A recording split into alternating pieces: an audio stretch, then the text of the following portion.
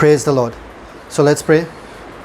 Thank you, Father, for this wonderful time. Father, thank you, Holy Spirit, the great Rabbi, who's going to teach us these beautiful truths today. We thank you for these precious truths from your word, Father. And we praise you, we celebrate the Christ life every single day, Father. These are your children and they are come here to learn from your word, Father. Therefore, satisfy them, Lord. Satisfy them and open their eyes, open their understanding, that they may behold the beautiful things that are written in your word. Thank you, Master. In the matchless name of Jesus Christ we pray. Amen.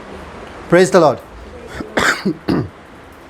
आज इस मौके पे, teachers day पे, इससे better topic मिल ही नहीं सकता, क्योंकि ये सबसे कॉम्प्लिकेटेड वाला टॉपिक है पूरे बाइबल में. ओके और मैं ये आपको बताऊंगा कि इसका मतलब हम क्यों सीख रहे हैं या सीखना क्यों ज़रूरी है. ठीक है, इसको कहते हैं हम Daniel 70th week. Daniel 70th week पूरे बाइबल के भविष्यवाणियों से एक सबसे अहम वाला भविष्यवाणी है अंत के दिनों के बारे में. किसके बारे में? अंत के दिनों के बारे में. ओके, यीशु मसीह के पहले आगमन के बारे में सबसे अहम भविष्यवाणी कौन सा है? जेनेसिस 3:15. समझ में आया? जेनेसिस 3:15, इसके ऊपर हम सीखे भी है. ठीक है, अंत के दिनों के बारे में पुराने नियम में सबसे अहम वाला ये डैनियल 70th वीक है. इसलिए आज हम डैनियल 70th वीक पे सीखेंगे. कितने जन है जो ये पैसेज पढ़ के आए हैं? आमीन, आमीन. पढ़े. आपको कितना समझ में आया और क्या समझ में आया? कितना समझ में आया और क्या समझ में आया आपको डैनियल 70th वीक पढ़ के? कुछ समझ में आया? 24 से लेके 27 ज़्यादातर. 24 से लेके 27 कुछ समझ में आया?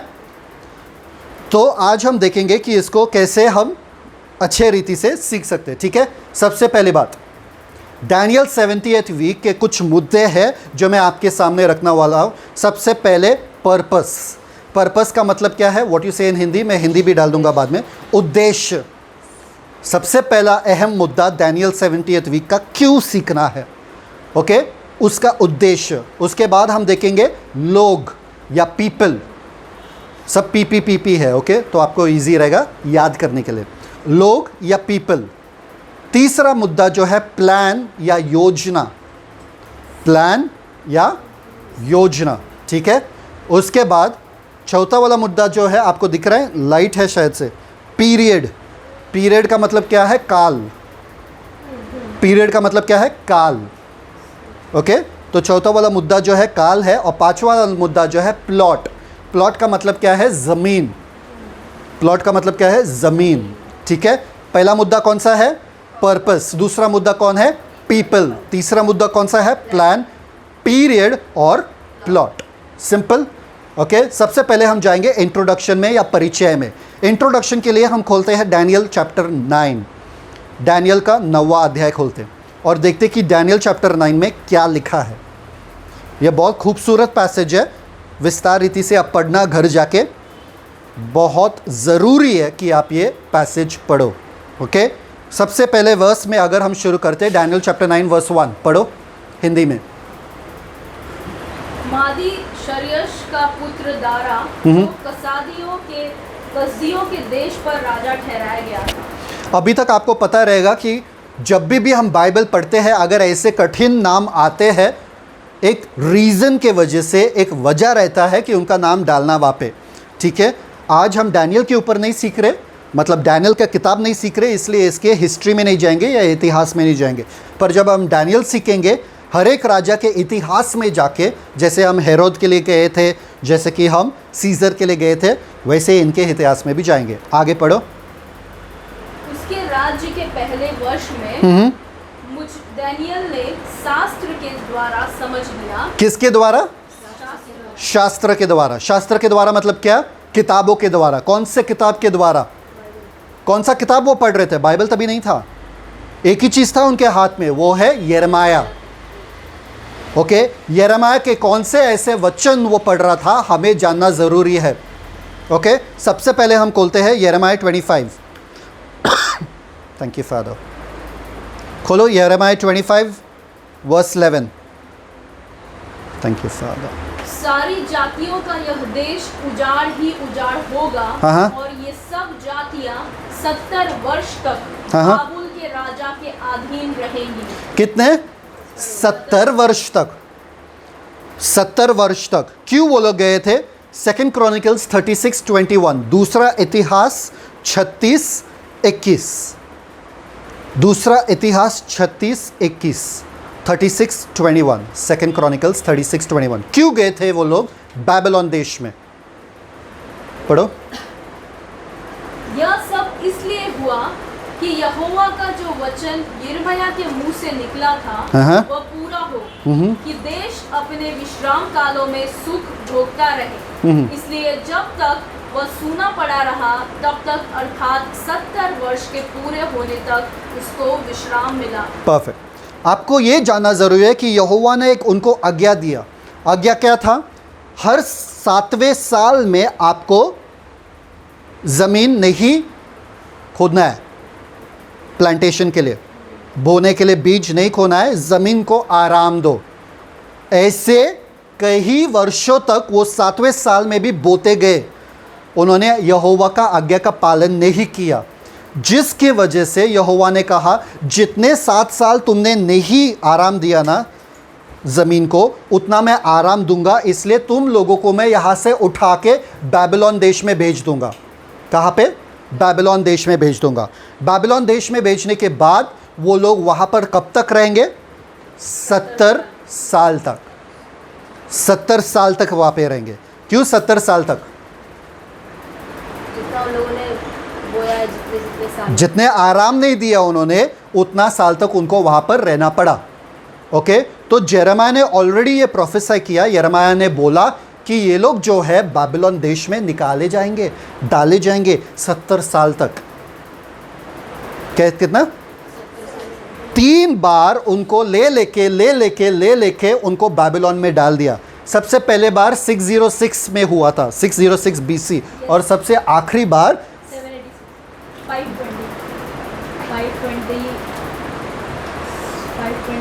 586। सबसे आखिरी बार 586। उसमें डैनियल को भी लेके गए, एजिकल को भी लेके गए, एक एक जन को लेके गए वहाँ पे। ओके, बैबिलोनियन कैप्टिविटी जिसे हम कहते हैं। आपको पता है ऊपर के वालों को, ऊपर वाले मतलब उत्तर दिशा के लोगों को, जो 10 गोत्र थे, उनको लेकर गए असीरिया के लोग 722 BC में, और नीचे वालों को, जूडा के लोगों को कौन लेकर गए? Babylon king Nebuchadnezzar. नाम सुना हो? किंग नेबुकदनेस्सर, उन्होंने लेके गया। ठीक है, तो दानियल यहाँ पे बैठा है और बोल रहा है 70 साल अभी ख़त्म होने को आया है। खुश हो रहा है वो, पर वो बूढ़ा हो चुका है, वो जवान नहीं रहा। उसको पता है कि वो वापस नहीं जाएगा देश में, वो वापस अपने देश में नहीं जाएगा। इसलिए वो अपने और अपने लोगों के पापों के लिए प्रायश्चित कर रहा है, प्रार्थना कर रहा है, हे यहोवा हमको माफ़ कर दे। ये 70 साल होने को आया है, अभी तो सारे लोग वापस चले जाएंगे आपके भविष्यवाणी के अनुसार, जो मैं अभी पढ़ रहा हूँ यिर्मयाह में। देखिए, प्रभु ने दर्शन नहीं दिया उनको, वो पढ़ रहे थे बाइबल, मतलब यिर्मयाह की किताब पढ़ रहे थे। आपको भी परमेश्वर को ऐसा ही लेना है। अगर परमेश्वर के इस काले अक्षर में अगर कुछ लिखा है तो मतलब वो होना ही होना है। समझ में आ रहा है? ये परमेश्वर का वचन है, ये किसी मनुष्य का, डोंट कीप चेंजिंग, ये किसी मनुष्य का वचन नहीं है। तो अगर इस काले अक्षर में लिखा है, अगर कोई कोर्ट वाला या कोई बाहर के लोगों को अगर हमने कॉन्ट्रैक्ट बना दिया, तो उनको कोर्ट तक घसीट के लेके जाएंगे। देखो, तुमने काले अक्षर में, तुम्हारा दस्तखत है यहाँ पे, सिग्नेचर है यहाँ पे नीचे, तुमने बोला था, देखो पेपर है मेरे पास, है ना? परमेश्वर के साथ भी वैसा ही करना है। परमेश्वर आपके वचन में लिखा है कि आपने मुझे आशीषित किया है, मेरा जीवन ऐसा कैसा हो सकता है? तो ये गलत है, ये एक झूठ है। सच क्या है? आपने मुझे आशीषित किया, मेरे बदन में थोड़ा पेन हो रहा है, ये परमेश्वर आपके वचन में लिखा है कि मैं चंगी हो चुकी हूँ यीशु मसीह के कोड़े खाने से। तो ये क्या हो रहा है? ये झूठ है, मुझे इग्नोर करना है। आप झूठ को अगर बढ़ावा दोगे तो झूठ सच हो जाएगा। कम ऑन, आप झूठ को यदि बढ़ावा दोगे तो झूठ क्या होगा? सच होगा। फॉर एग्जाम्पल जितना आप किसी को बोलेंगे तुम कुछ काम के नहीं, तुम कुछ काम के नहीं, और फिर आप सोचते हो वो कुछ काम क्यों नहीं कर रहा है, क्योंकि आपने ही बोला कि कुछ काम के नहीं है, तो वही करेगा वो। हाँ या हाँ? तो जो आप बोलोगे लोगों को वो वही करेंगे, वो वैसे बर्ताव करेंगे। करेक्ट? तो जब बदन दर्द होता है, अगर आप वो बदन दर्द के तरफ अपना ध्यान दोगे तो वो बदन दर्द और परेशान करेगा। हाँ या हाँ? पर अगर आप वो बदन दर्द को अपना विश्वास दोगे, क्या विश्वास? कि परमेश्वर की वजह से मैं चंगी हो चुकी हूँ, तेरा कोई अधिकार नहीं है मेरे बदन में, अधिकार ले लो।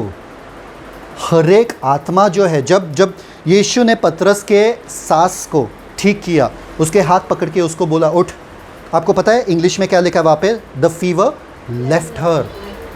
छोड़ के गया। छोड़ के कौन जाता है? बीमारी छोड़ के गया।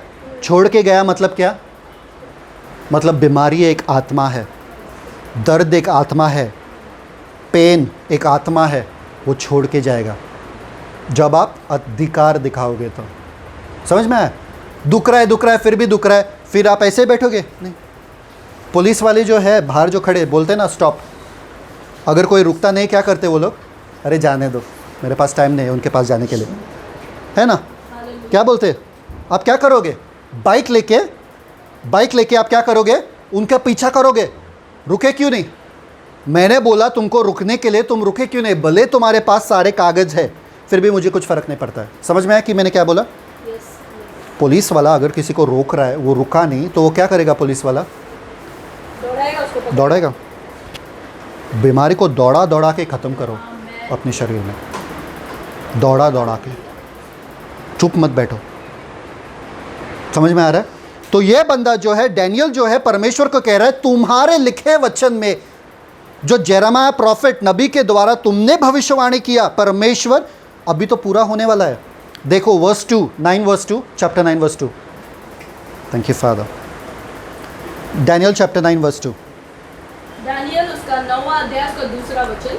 उसके राज्य के पहले वर्ष में मुझ दानियल ने शास्त्र के द्वारा समझ लिया कि यरूशलेम की उजड़ी हुई दशा यहोवा के उस वचन के अनुसार जो यिर्मयाह नबी के पास पहुंचा था, कुछ वर्षों के बीतने पर अर्थात 70 वर्ष के बाद पूरी हो जाएगी। यिर्मयाह ने लिखा तो सही, पर डैनियल भी देख रहा है ये यहोवा का वचन है। इन लोगों ने लिखा तो सही, पर क्या आप देख रहे हो बाइबल को कि ये यहोवा का वचन है? मुझे फ़र्क नहीं पड़ता पॉल ने लिखा, जॉन ने लिखा, मुझे फ़र्क नहीं पड़ता, ये यहोवा का वचन है, किसी मनुष्य का नहीं। तो अगर इन लोगों ने कहा कि ऐसा है तो ऐसा ही है, यही सत्य है। Amen. Next verse 3 read. Daniel 9 verse 3। तब मैं अपना मुख परमेश्वर की ओर करके गिड़गिड़ाहट के साथ प्रार्थना करने लगा और उपवास कर टाट पहन रात में बैठकर वरदान मांगने लगा। बस आई सेट माई फेस, वही काफ़ी है, बाकी आप पढ़ लो घर पे। आई सेट माई फेस मतलब मैंने ठान लिया कि अगर यहोवा के कलाम में ऐसा लिखा है मैं पाके रहूँगा। तो मैंने पश्चाताप शुरू किया मेरे लिए और मेरे लोगों के लिए। डैनियल ने कोई पाप किया नहीं, पर फिर भी पश्चाताप किया। किस चीज़ के लिए? लोगों के पाप अपने ऊपर लेकर पश्चाताप किया। वैसे ही नेहमाया ने भी किया कि मेरे लोगों ने जो पाप किया और मैंने जो पाप किया। नेहमाया ने कोई पाप नहीं किया, पर लोगों का पाप अपने सर पे लिए और वैसे प्रार्थना करने लगे। समझ में आ रहा है? वैसा हमारा प्रार्थना होना चाहिए कि लोगों का लोग जो कर रहे उनका जो पश्चाताप है हम करना चाहिए उनके बिहाफ में, कि परमेश्वर सुने और उनके ऊपर अनुग्रह होने दो। समझ में आ रहा है? तो दानियल ने कहा हे परमेश्वर, मैंने सेट किया मतलब मैंने ठान लिया, तब तक मैं नहीं उठूंगा जब तक मुझे जवाब नहीं मिलता है। और उसका प्रार्थना बहुत खूबसूरत है, बहुत खूबसूरत है।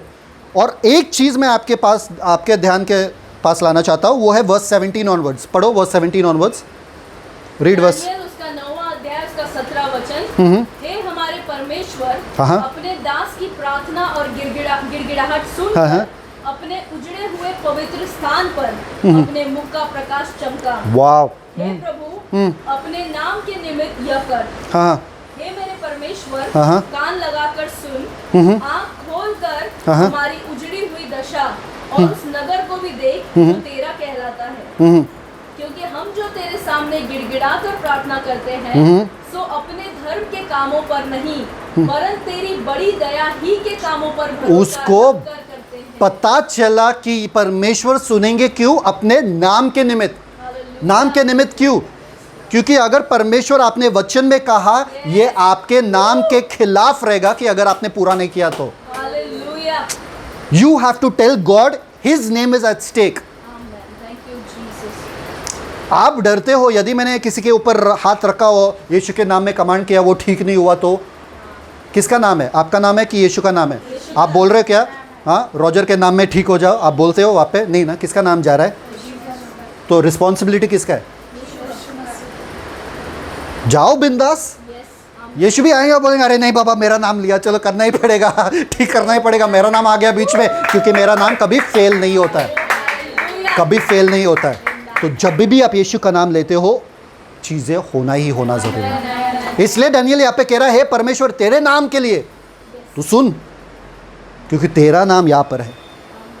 ये प्रार्थना तेरे नाम के बारे में, तेरे गौरव के बारे में, तेरे महिमा के बारे में, तेरे जलाल के बारे में है, सुनना ही पड़ेगा। क्योंकि तेरे वादों के मुताबिक तूने कहा कि हम वापस जाएंगे, मतलब हमको वापस जाना ही है। तुम्हारे वादे के मुताबिक तुमने कहा है कि मेरा घराने का उद्धार होगा, मतलब होगा ही होगा।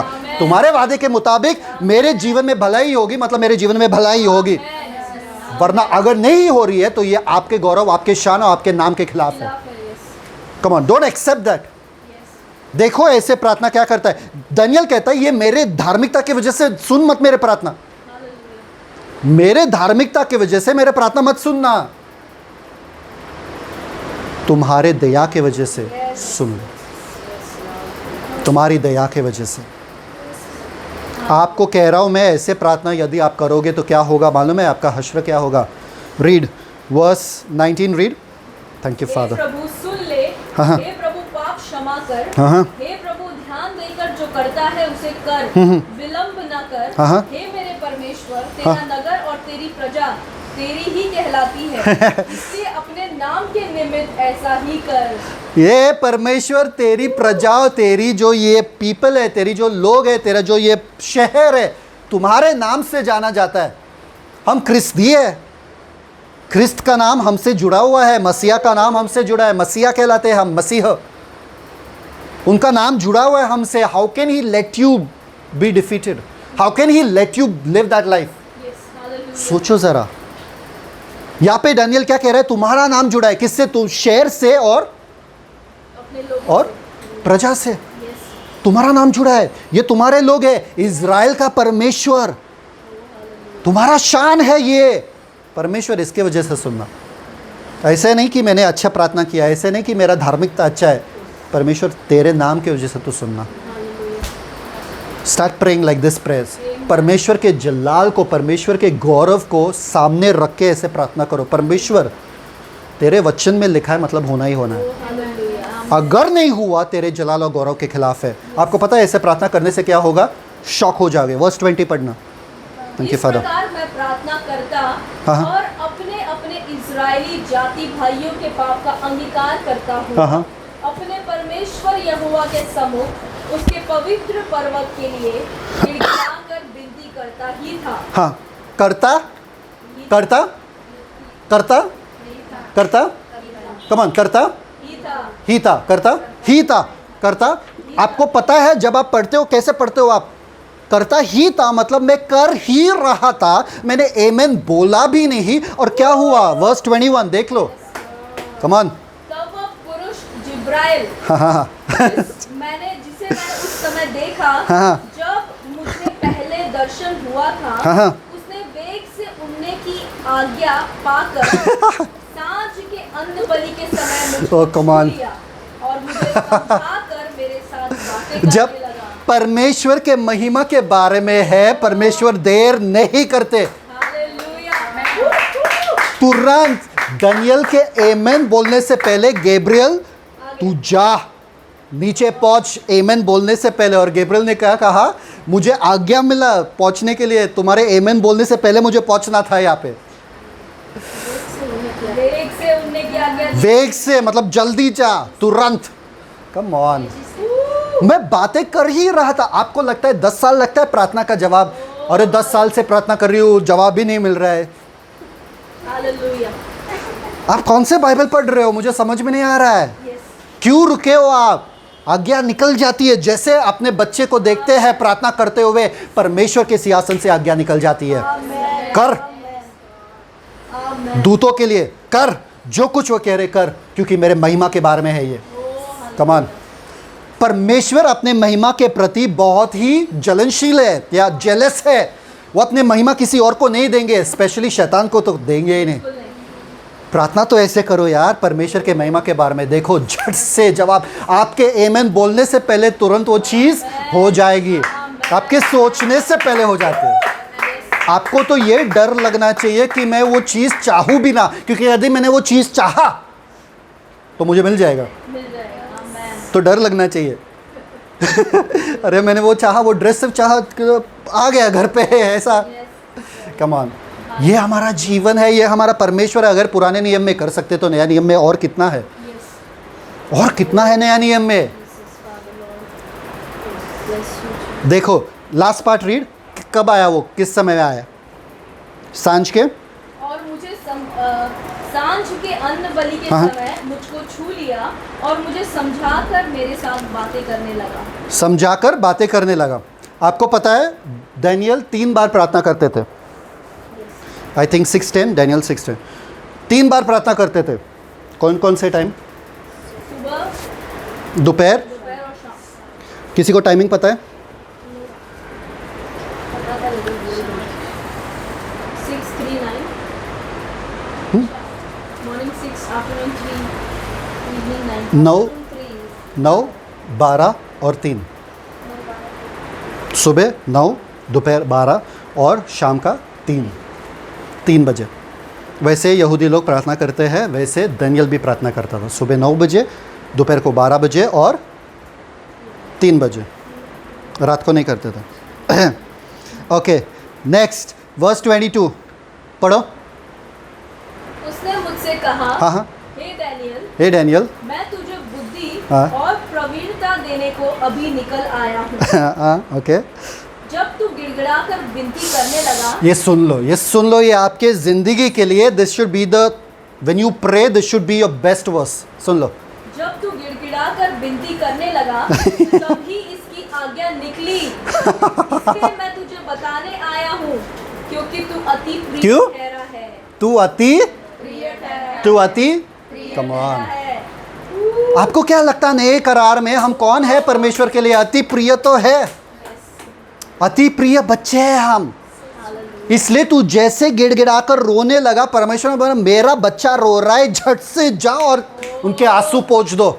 हालेलुया, परमेश्वर नहीं देख सकते आपको रोते हुए। Come on, hallelujah. थैंक कौन सा पापा है, कौन सा ऐसा पिता है जो चाहेगा कि अपना बेटा रो रहा है, रोने दो, थोड़ा और रोने दो, ये मगरमच्छ के आंसू है, थोड़ा और इंटेंस होने दो, थोड़ा ज़्यादा रोने दो। कौन है, कौन सा ऐसा पापा है या माँ है? हाँ, रोने दो बच्चे को, रोने दो। नहीं ना, परमेश्वर ने आज्ञा दिया, क्योंकि तू अति प्रिय है। जैसे तेरे आंखों से ये बिनती आ गई और मुंह से बिनती आ गई और आंखों से आंसू आए, मैंने अपने दूत को भेज दिया। हालेलुया। आप क्या कर रहे हो? कितने साल से किसी चीज़ के लिए प्रार्थना कर रहे हो? कितने साल हो गए?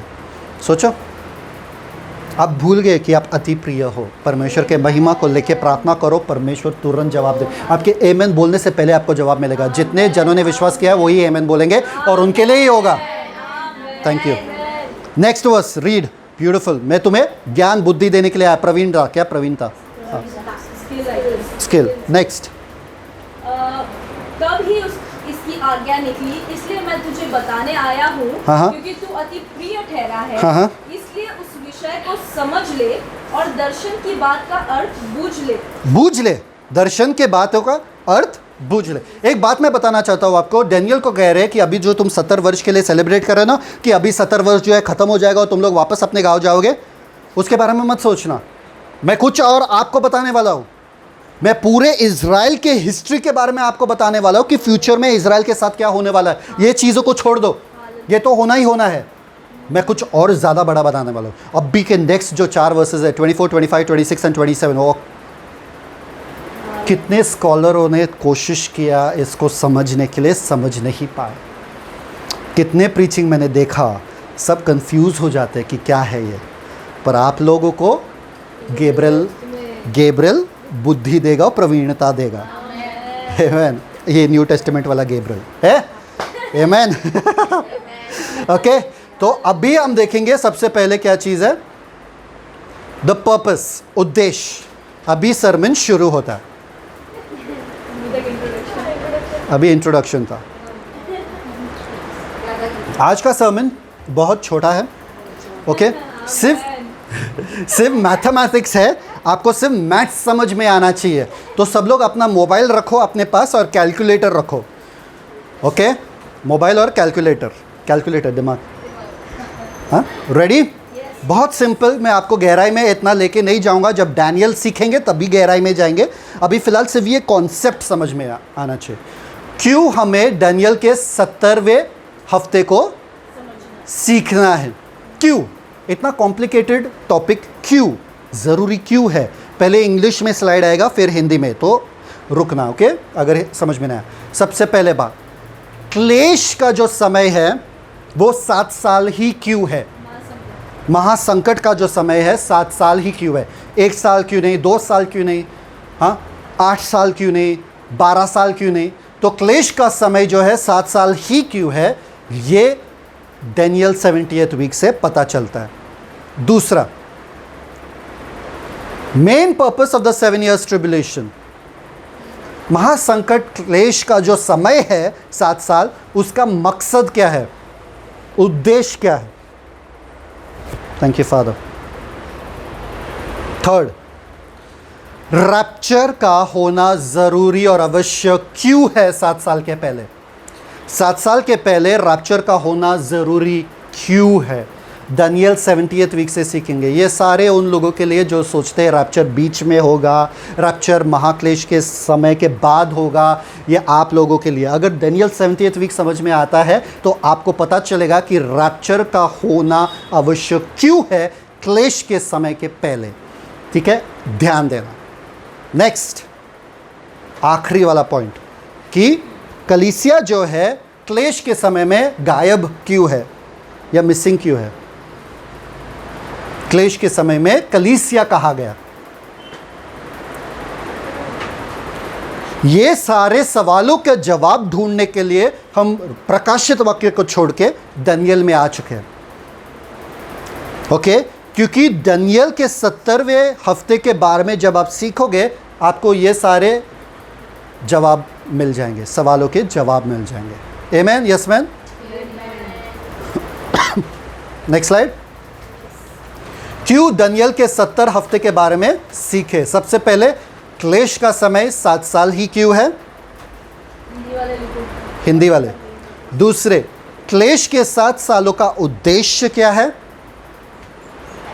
4 ही सवाल है ना, कितने सवाल है, 4 या 5, 4। तीसरा, क्लेश के 7 सालों के पहले ही रैप्चर का होना ज़रूरी क्यों है। और आखिरी वाला, 7 साल के क्लेश में कलीसिया गायब क्यों है। सिंपल, सरल। सो किसी को ये जवाब ऑलरेडी मिला है, ऑलरेडी पता है, कुछ लोगों को तो पता ही है क्यों, पर हम लोग आज सीखेंगे, ठीक है। प्रजा, दूसरे पॉइंट, सिर्फ 5 पॉइंट है, इतना जल्दी दूसरे पॉइंट पे आ गया, दो सोचो, सिर्फ 5 पॉइंट है।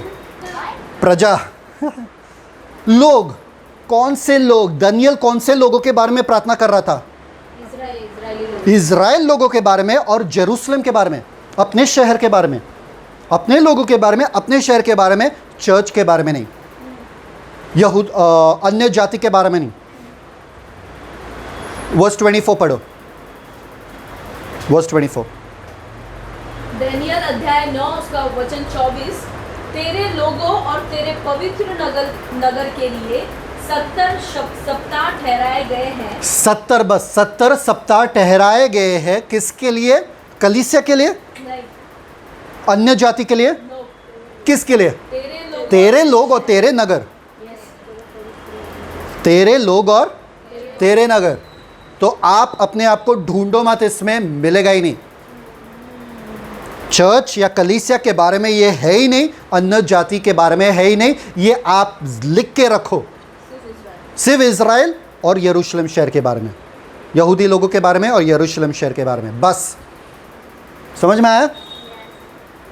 नेक्स्ट, ये वर्स 24 ही है। डिटरमाइंड, डिटरमाइंड का मतलब जो है मैं बताता हूँ आपको, I hope it's next. Jews and Israel, ये इन लोगों के बारे में दिख रहा है क्लियर? हाँ, शहर के बारे में और इन लोगों के बारे में, ये दोनों जूज है, ठीक है?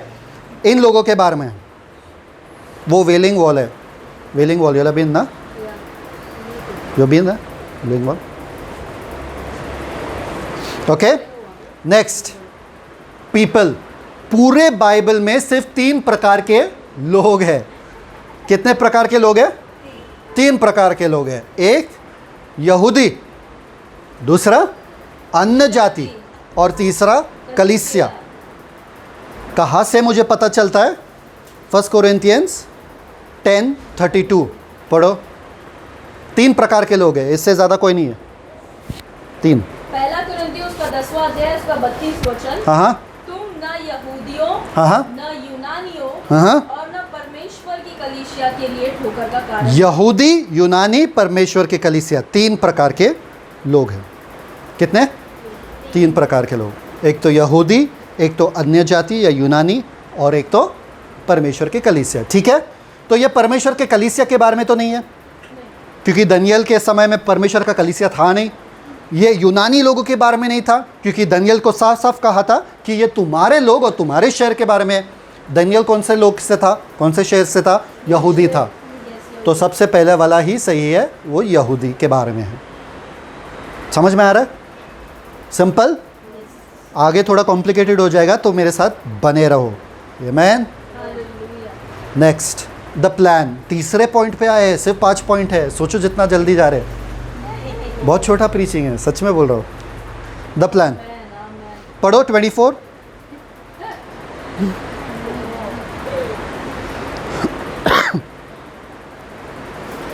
दानियेल उसका 9 अध्याय उसका 24 वचन। तेरे लोगों और तेरे पवित्र नगर के लिए 70 सप्ताह ठहराए गए हैं कि उनके अंत तक अपराध का होना बंद हो, और पापों को अंत और अधर्म का प्रायश्चित किया जाए, और युगानुयुग की धार्मिकता प्रकट होए, और दर्शन की बात पर और भविष्यवाणी पर छाप दी जाए, और परम पवित्र का अभिषेक किया जाए।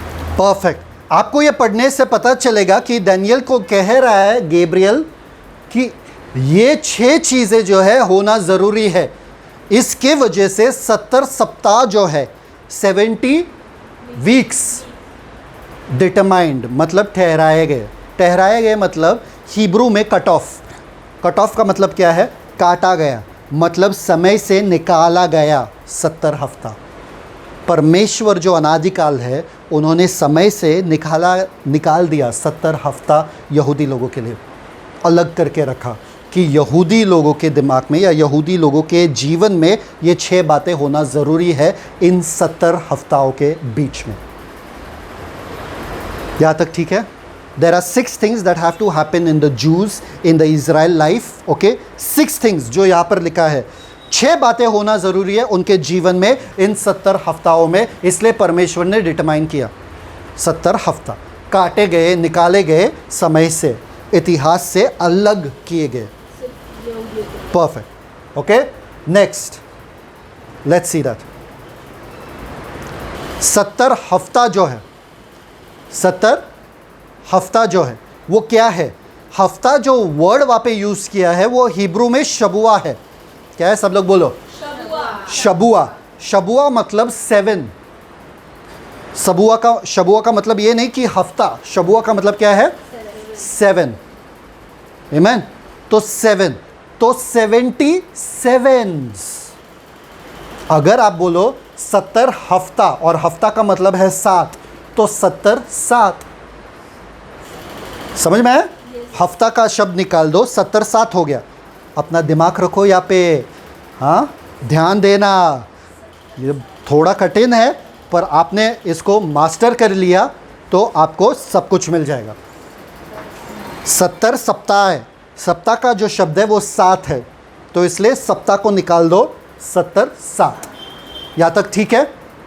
यहाँ तक सबको पता चला? Yes simple. यस। हाँ 70 7।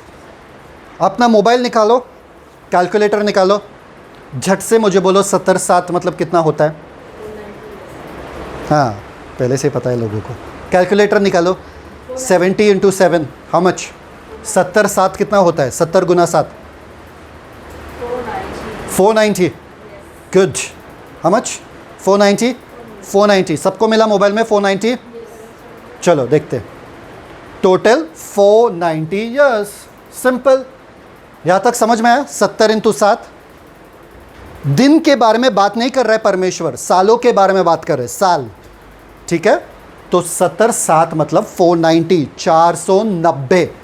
ठीक है, यहाँ तक किसी को समझ में नहीं आया मुझे पूछो वापस, मैं वापस से बता दूंगा, क्योंकि इसके आगे अगर समझ में ना आया तो खलास।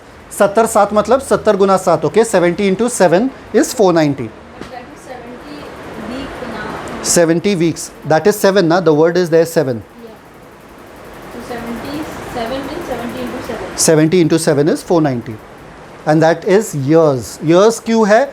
डैनियल सीखते वक्त मैं आपको बता दूंगा कि मैंने साल क्यों बोले हैं, क्योंकि एक्चुअली जो है ना, अगर आप प्रोफेसी देखोगे तो आखिरी वाला जो 3.5 साल है, 3.5 साल, वो 70वां जो एक साल जो है 70वां, the 70th week of Daniel, that 1 week is left, उसको 2 विभाग किया है, एक 3.5 साल, एक 3.5 साल।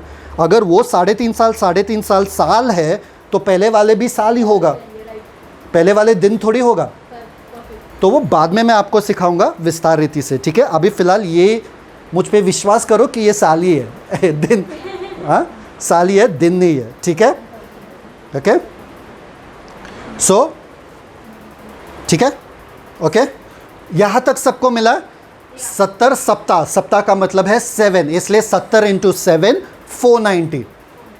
ठीक है, डैनियल कैलकुलेटर लेके बैठा नहीं था वहाँ पे, डैनियल को दिया गया ये सब। ठीक है, नेक्स्ट ये जो 70 सप्ताह है, हिंदी में भी आएगा इसके बाद। ओके, ये जो 70 सप्ताह है इसमें 6 चीज़ें होना ज़रूरी है। कितना? 6। वो लिखा है, वो वचन में ही लिखा है, वो आपको लिखने की ज़रूरत नहीं है, वो वचन में ही लिखा है। Okay, number 1 to finish transgression. क्या लिखा है हिंदी में? वर्स 24 में पढ़ो। Thank you father. किसी को समझ में नहीं आया तुरंत? उनके अंत तक अपराध का होना बंद हो। कितना अपराध कर रहे थे, कितना अपराध कर रहे थे इजरायली लोग, तो वो बंद करने के लिए ये 70 सप्ताह तय किया गया। नेक्स्ट, और पापों का अंत हो। पापों का अंत हो, to make a end of sins. Next, अधर्म का प्रायश्चित किया जाए, to make reconciliation for iniquity, अधर्म का प्रायश्चित। ओके, चौथा पॉइंट, युगान युग की धार्मिकता प्रकट होए। युगान युग की धार्मिकता, ऐसे धार्मिकता नहीं जो एक दिन का है, ऐसे धार्मिकता नहीं जो एक हफ्ते का है, ऐसे धार्मिकता जो युगान युग तक चलती जाए। ठीक है, नेक्स्ट 5th पॉइंट, और भविष्यवाणी पर छाप दी जाए। छाप, भविष्यवाणी पे छाप दी जाए, to seal up the vision and prophecy. Okay, and last one, परम पवित्र का अभिषेक किया जाए। परम पवित्र का अभिषेक किया जाए। अभी जब आप पढ़ते हो तो आपको क्या लगेगा? परम पवित्र का अभिषेक करना मतलब कौन है परम पवित्र? कौन है परम पवित्र? यीशु। यीशु का अभिषेक करना। मैं इसलिए बता रहा हूँ आपको क्योंकि बाहर के सारे लोग वही सिखा रहे हैं, वो गलत है। आप अगर कॉन्कॉर्डेंस भी देखोगे, आप सब जगह देखोगे, कमेंट्री भी देखोगे, सब वही सिखा रहे कि यीशु का अभिषेक करना। यीशु को कौन अभिषेक कर सकता है? यीशु का अभिषेक करना बाकी है। मसीहा जो है, यहूदी लोग मसीहा को कभी परम पवित्र नहीं कहते, वो स्थान को कहते हैं, परम पवित्र स्थान को कहते हैं जो मंदिर में है। उसको अभिषेक करना मतलब उसको साफ करना। क्यों? क्योंकि किसी ने उसको गंदा किया। किसने उसको गंदा किया? मसीह विरोधी। इसलिए उसको फिर से अभिषेक करना ज़रूरी होगा। ये यीशु के बारे में नहीं है गाइस, अगर आप ये सीख रहे हो तो वो गलत है, यीशु के बारे में नहीं है। दावे के साथ कह सकता हूँ। हिंदी में देख लो, रीड, समवन रीड, एनीबडी। तेरे लोगों और तेरे पवित्र नगर के लिए 70 सप्ताह ठहराए गए हैं हाँ, कि क्यों? पहला, उनके अंत तक अपराध का होना बंद हो। करेक्ट। दूसरा, और पापों को अंत और अधर्म का प्रायश्चित किया जाए। करेक्ट। और युगानुयुग की धार्मिकता प्रकट होए। पांचवा, और दर्शन की बात पर और भविष्यवाणी पर छाप दी जाए। हाँ, और छठा, और परम पवित्र का अभिषेक किया जाए। परफेक्ट। समझ में आ रहा है आप लोगों को? 6 पॉइंट ज़रूरी है, ये 6 पॉइंट अपने दिमाग में छाप दो कि ये 6 पॉइंट होना ज़रूरी है। एक चीज़ मैं आपको बताना चाहता हूँ अभी, ये आपके बुक्स में लिखो या ये आपके दिमाग में भी डाल दो। 6 पॉइंट को 2 विभाजन करेंगे, 2 चीज़ों में विभाजन करेंगे, पहले के 3 और दूसरे 3। सिंपल, पहले के 3 और दूसरे 3, उन दोनों को अलग करेंगे। क्यों अलग करेंगे मैं आपको बताता हूँ। ये देख लो, ये आपका टाइमलाइन है। टाइमलाइन मतलब ये समय का काल है, समय रेखा। ओके, उसमें यीशु मसीह के पहले आगमन में पहले 3 पॉइंट हो चुके हैं। समझ में आ रहा है? पहले 3 पॉइंट यीशु मसीह के पहले आगमन में हो चुका है। सबसे पहला पॉइंट कौन सा है? पापों का अंत। पापों का अंत हुआ क्रूस के ऊपर, खत्म। दूसरा पॉइंट, अपराधों का बंद होना। अपराधों का बंद होना, हो गया यीशु मसीह की वजह से, क्योंकि हम धार्मिकता बन गए परमेश्वर का। उसके दूसरा पॉइंट, और अधर्म का प्रायश्चित किया। अधर्म का प्रायश्चित। प्रायश्चित मतलब पापों के लिए खफारा बनना या अटोनमेंट किया। यीशु मसीह हमारे लिए पाप बने ताकि हम परमेश्वर के धार्मिकता बने। पहले 3 पॉइंट खत्म हुए। समझ में आ रहा है? 6 पॉइंट को हमने 2 विभाजन कर दिया। पहले 3 पॉइंट खत्म हो चुके, यीशु मसीह ने कर दिया। बाकी के अभी बीच में कौन आता है? हम लोग। बीच में परमेश्वर ने हमको लाया। क्यों? क्योंकि इज़राइल ने मसीहा को त्याग दिया। चर्च एज, हम लोग आते बीच में, क्योंकि इज़राइल ने मसीहा को त्याग दिया। इसलिए परमेश्वर ने कहा क्या? इज़राइल में कितने देर तक, यीशु मसीह ने कहा ना कि जेरूशलेम जेरूशलेम, मैं कब से तुमको अपने पंखों तले लेना चाहता हूँ, पर तुमने नबियों को मार डाला, तुमने सबको मार डाला जो मैं तुम्हारे पास भेजता आया हूँ। इसलिए मैं अपना मुंह तुमसे मोड़ रहा हूँ। और किसके पास जा रहा हूँ? अन्य जाति के पास। और हमारा उत्पन्न या हमारा स्थापना वहाँ पर हुआ। The church was born. हम बीच में आ गए, हम प्रोग्राम में नहीं थे। प्रोग्राम में क्या था? यहूदी लोगों के द्वारा मसीहा का सुसमाचार सब जगह पहुँचे और मसीह के बारे में लोग जाने यहूदियों के द्वारा। पर यहूदियों ने मसीहा को ही इग्नोर कर दिया, इसलिए परमेश्वर ने हमको चुना। What a privilege. आपको अगर इसके बारे में पढ़ना है और तो रोमियो के 11वें अध्याय में पढ़ सकते हो। जैसे परमेश्वर ने आपको चुन लिया उनके जगह में। काम तो उनका था, चिन्ह चमत्कार करना, पवित्र आत्मा से भर जाना और लोगों को सुसमाचार और ये हैरत अंगेज काम करना, ये दुनिया वालों का नहीं था, ये उनका था, ताकि वो चिन्ह चमत्कार करके अपने मसीहा के बारे में लोगों को बताए। पर क्या हुआ? उन्होंने रिजेक्ट किया। हमको ये मसीहा नहीं चाहिए। हमने झट से ले लिया, हमको मसीहा मिल गया बाबा, हमको सब कुछ मिल गया, हमने झट से ले लिया। इसलिए हमारे द्वारा परमेश्वर कार्य कर रहे। समझ में आ रहा है? The next few things Yeshu Masih के दूसरे आगमन में होना ज़रूरी है। What is the 4th point? युगान युग का धार्मिकता प्रकट होए। कैसा प्रकट होए? युगान युग का धार्मिकता दूसरे आगमन में होगा यीशु मसीह के। नेक्स्ट, और दर्शन की बात पर और भविष्यवाणी पर छाप दी जाए। छाप मतलब क्या? छाप मतलब क्या? भविष्यवाणी और दर्शन पे छाप दी जाए मतलब क्या? कंप्लीट हुआ है, बंद, खत्म। ज़रूरी नहीं है भविष्यवाणी का, ज़रूरी नहीं है दर्शन का एनीमोर, क्योंकि परमेश्वर हमारे साथ खुद रहेंगे। दर्शन की क्या ज़रूरत है? जब देखना है जाके देख लो परमेश्वर को आमने सामने। तो दर्शन की ज़रूरत नहीं है, भविष्यवाणियों की ज़रूरत नहीं है, शिक्षक की भी ज़रूरत नहीं है। वो पता है, क्योंकि सब लोग जानेंगे कि परमेश्वर कौन है, छोटे से लेके बड़े तक। ब्यूटीफुल। हम लोग सेवक है। हम जो यहाँ पर खड़े परमेश्वर के दास जो है ना, हम लोग मनुष्य के दास भी है, हम लोग सेवक है। हम सेवकाई करते हैं, इसे सेवकाई कहते हैं। क्यों? हम लोग सर्वेंट्स हैं आप लोगों के। आप लोग कौन हो? आप सेंट्स हो, आप संत हो। संतों के जो सेवक है वो हम हैं। इसलिए हम कभी अपने आप को घमंड के रीति से नहीं देखते कि हम ऊपर है, नहीं, हम सबसे नीचे है। हालेलुया। समझ में आ रहा है? हम सबसे नीचे है। आप लोगों की सेवकाई हमको करना है, इसलिए हमको नियुक्त किया है परमेश्वर ने, और ये हमारा सौभाग्य है। समझ में आ रहा है? Amen, yes man, no man. Next, what is the last point? To anoint, परम पवित्र का अभिषेक किया। वाई? बिकॉज वो पवित्र करना पड़ेगा। क्यों पवित्र करना पड़ेगा? क्योंकि मसीह विरोधी ने उसको खराब कर दिया। परम पवित्र जो स्थान था, जो मंदिर में था, यहूदी के मंदिर में जो होगा उस समय में, हम वो भी सीखेंगे, उसको मसीह विरोधी ने खराब कर दिया। पर यीशु मसीह को वहाँ पर राज्य करना पड़ेगा। किसी अशुद्ध जगह पर यीशु मसीह राज कर सकते क्या? तो उसको शुद्ध करके यीशु मसीह वहाँ पे राज करेंगे 1000 साल के लिए। आमेन, यस मैन, नो मैन। समझ में आ रहा है? तो 6 बातें की होना ज़रूरी है। पहले के 3 बातें नेगेटिव है, नकारात्मक है, पापों के बारे में, पापों, प्रायश्चित, पाप प्रायश्चित। दूसरे के 3 बातें जो है वो पॉजिटिव है, सकारात्मक। करेक्ट, सकारात्मक। आमेन। यहाँ तक समझ में आया? कम ऑन, चलो, यहाँ तक समझ में आया तो आगे भी अच्छा ही होगा यीशु के नाम में।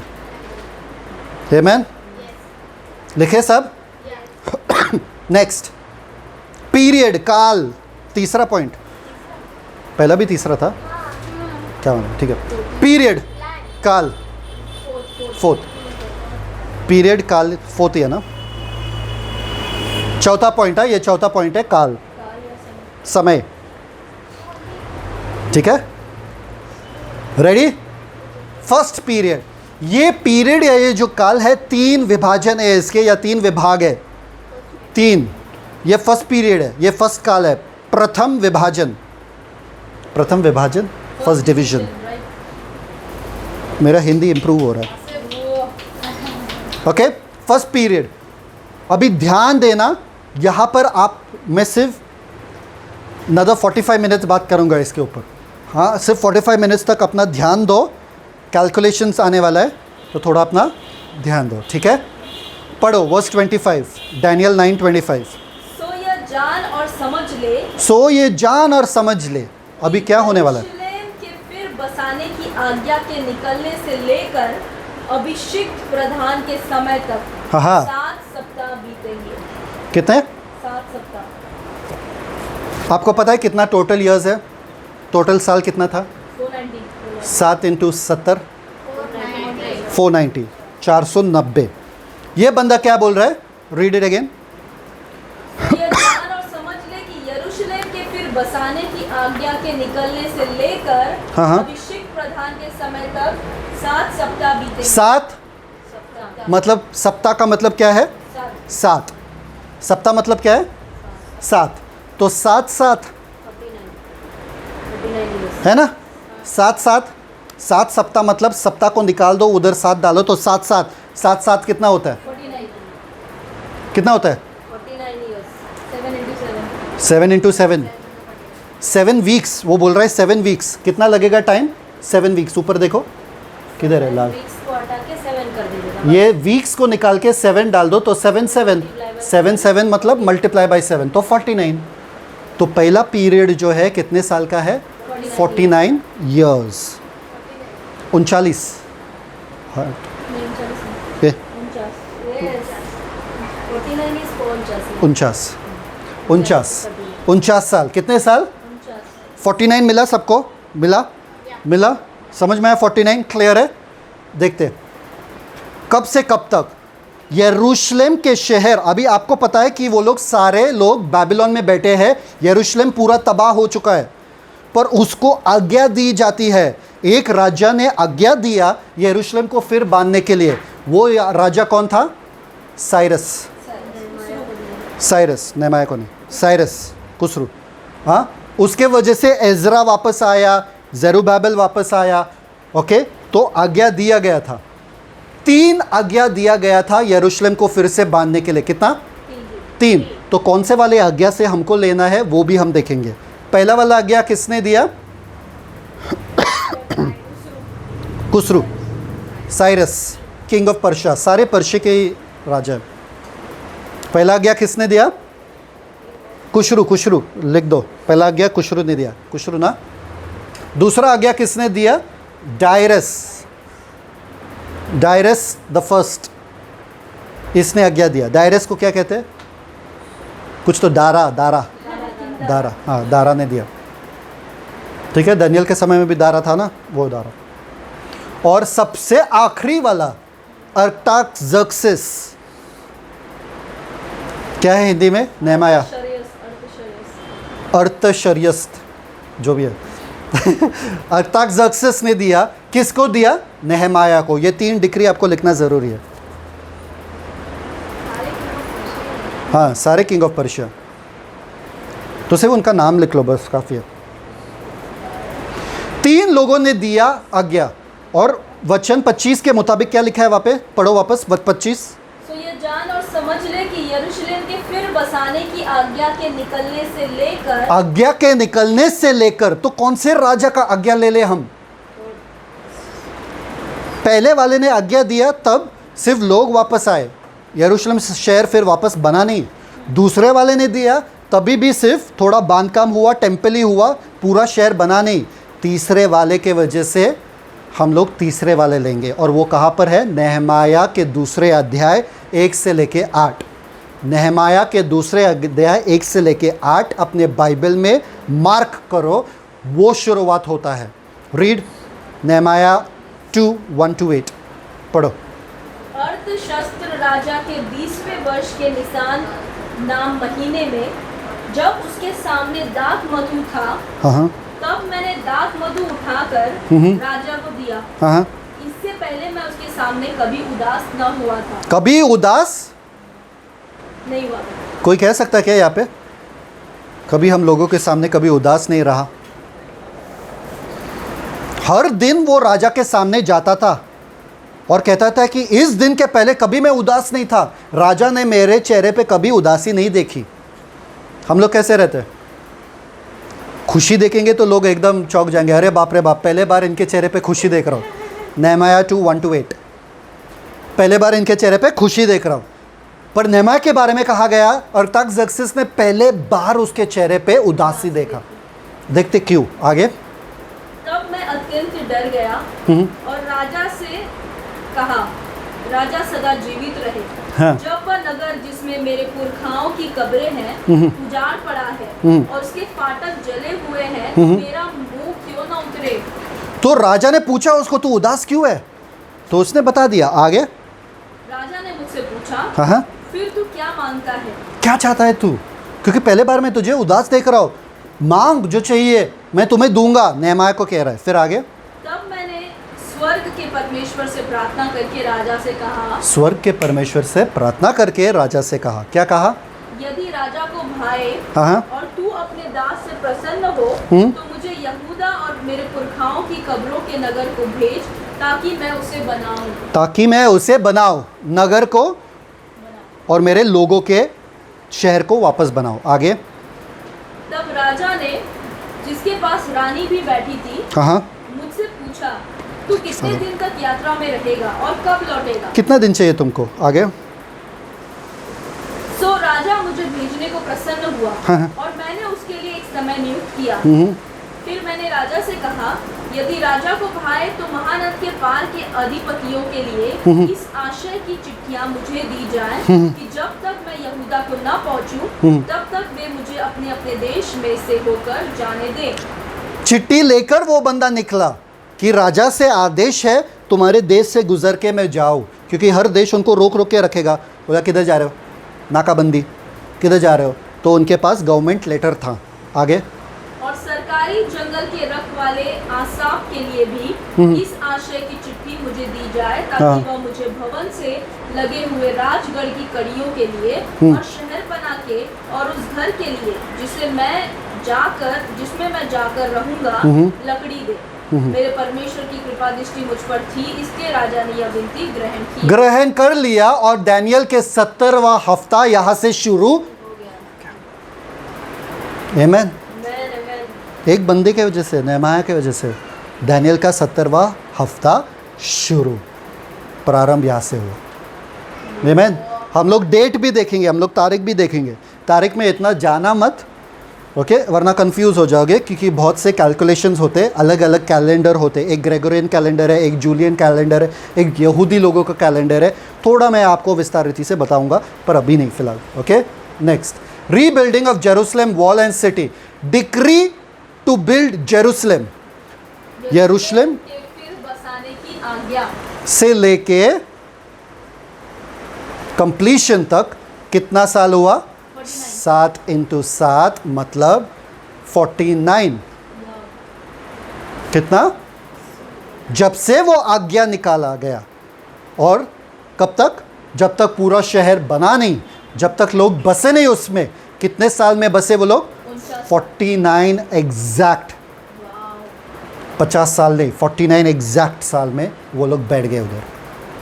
आमेन। परमेश्वर जो चीज़ें कहते हैं वो एग्जैक्ट रहता है, वो उसके हिसाब से ही होता है। एक साल ज़्यादा नहीं, एक साल कम नहीं। आमेन। ये पहला युग है या ये पहला पीरियड है दानियल 70वें हफ्ते के बाद। लिखा सबने? तो पहला वाला पीरियड समझ में आया किसी को? किसी को डाउट? कब से कब तक है वगैरह, किसी को डाउट?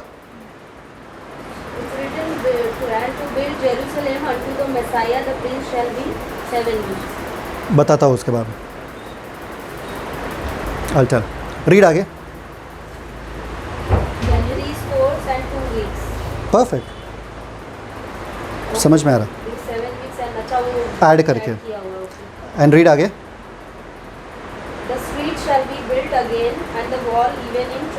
ट्रबलस टाइम्स। परफेक्ट। जब नेहमाया बिल्ड कर रहे थे शहर को, जब नेहमाया बिल्ड कर रहे थे ये पूरे शहर पना को, तभी उनको कितना परसिक्यूशन हुआ, कितने लोग आके उनको तंग करके उनको परेशान कर रहे थे, मत बांध मत बांध मत बांध। तो यहाँ पर दानियल के 70th वीक में यही कहा गया कि शहर को बांधा जाएगा, पर बहुत से मुश्किल समय में उनको बांधना पड़ेगा। समझ में? एक हाथ में वो लोग हथियार लेके खड़े थे और एक हाथ में वो लोग बांध काम कर रहे थे। ऐसा बांध काम कर रहे थे वो लोग, क्योंकि कभी भी दुश्मन आते थे उनको सताने के लिए और पूरा बांध काम रोकने के लिए। आमेन। कितने साल हुए? 49 ईयर्स। पहला पीरियड हमको मिल गया भाई, सुकून से बैठेंगे। 49 ईयर्स हो गया हमारा, ठीक है। Let's see the next one, second period, दूसरा विभाजन। Okay, start. 25-26 रीड। तो यह जान और समझ ले हाँ कि यरूशलेम के फिर बसाने की आज्ञा के निकलने से लेकर हाँ अभिषिक्त प्रधान के समय तक हाँ 7 सप्ताह बीतेंगे। फिर 62 सप्ताहों के बीतने पर हाँ चौक और खाई समेत व नगर कष्ट के समय में फिर 62 कितना? 62 सप्ताह। सप्ताह का मतलब? सप्ताह का मतलब 7। सप्ताह का मतलब 7।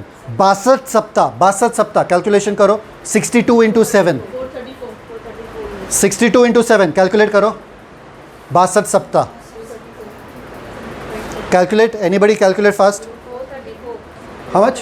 434। एक्सीलेंट। तो 62 सप्ताह में क्या होगा?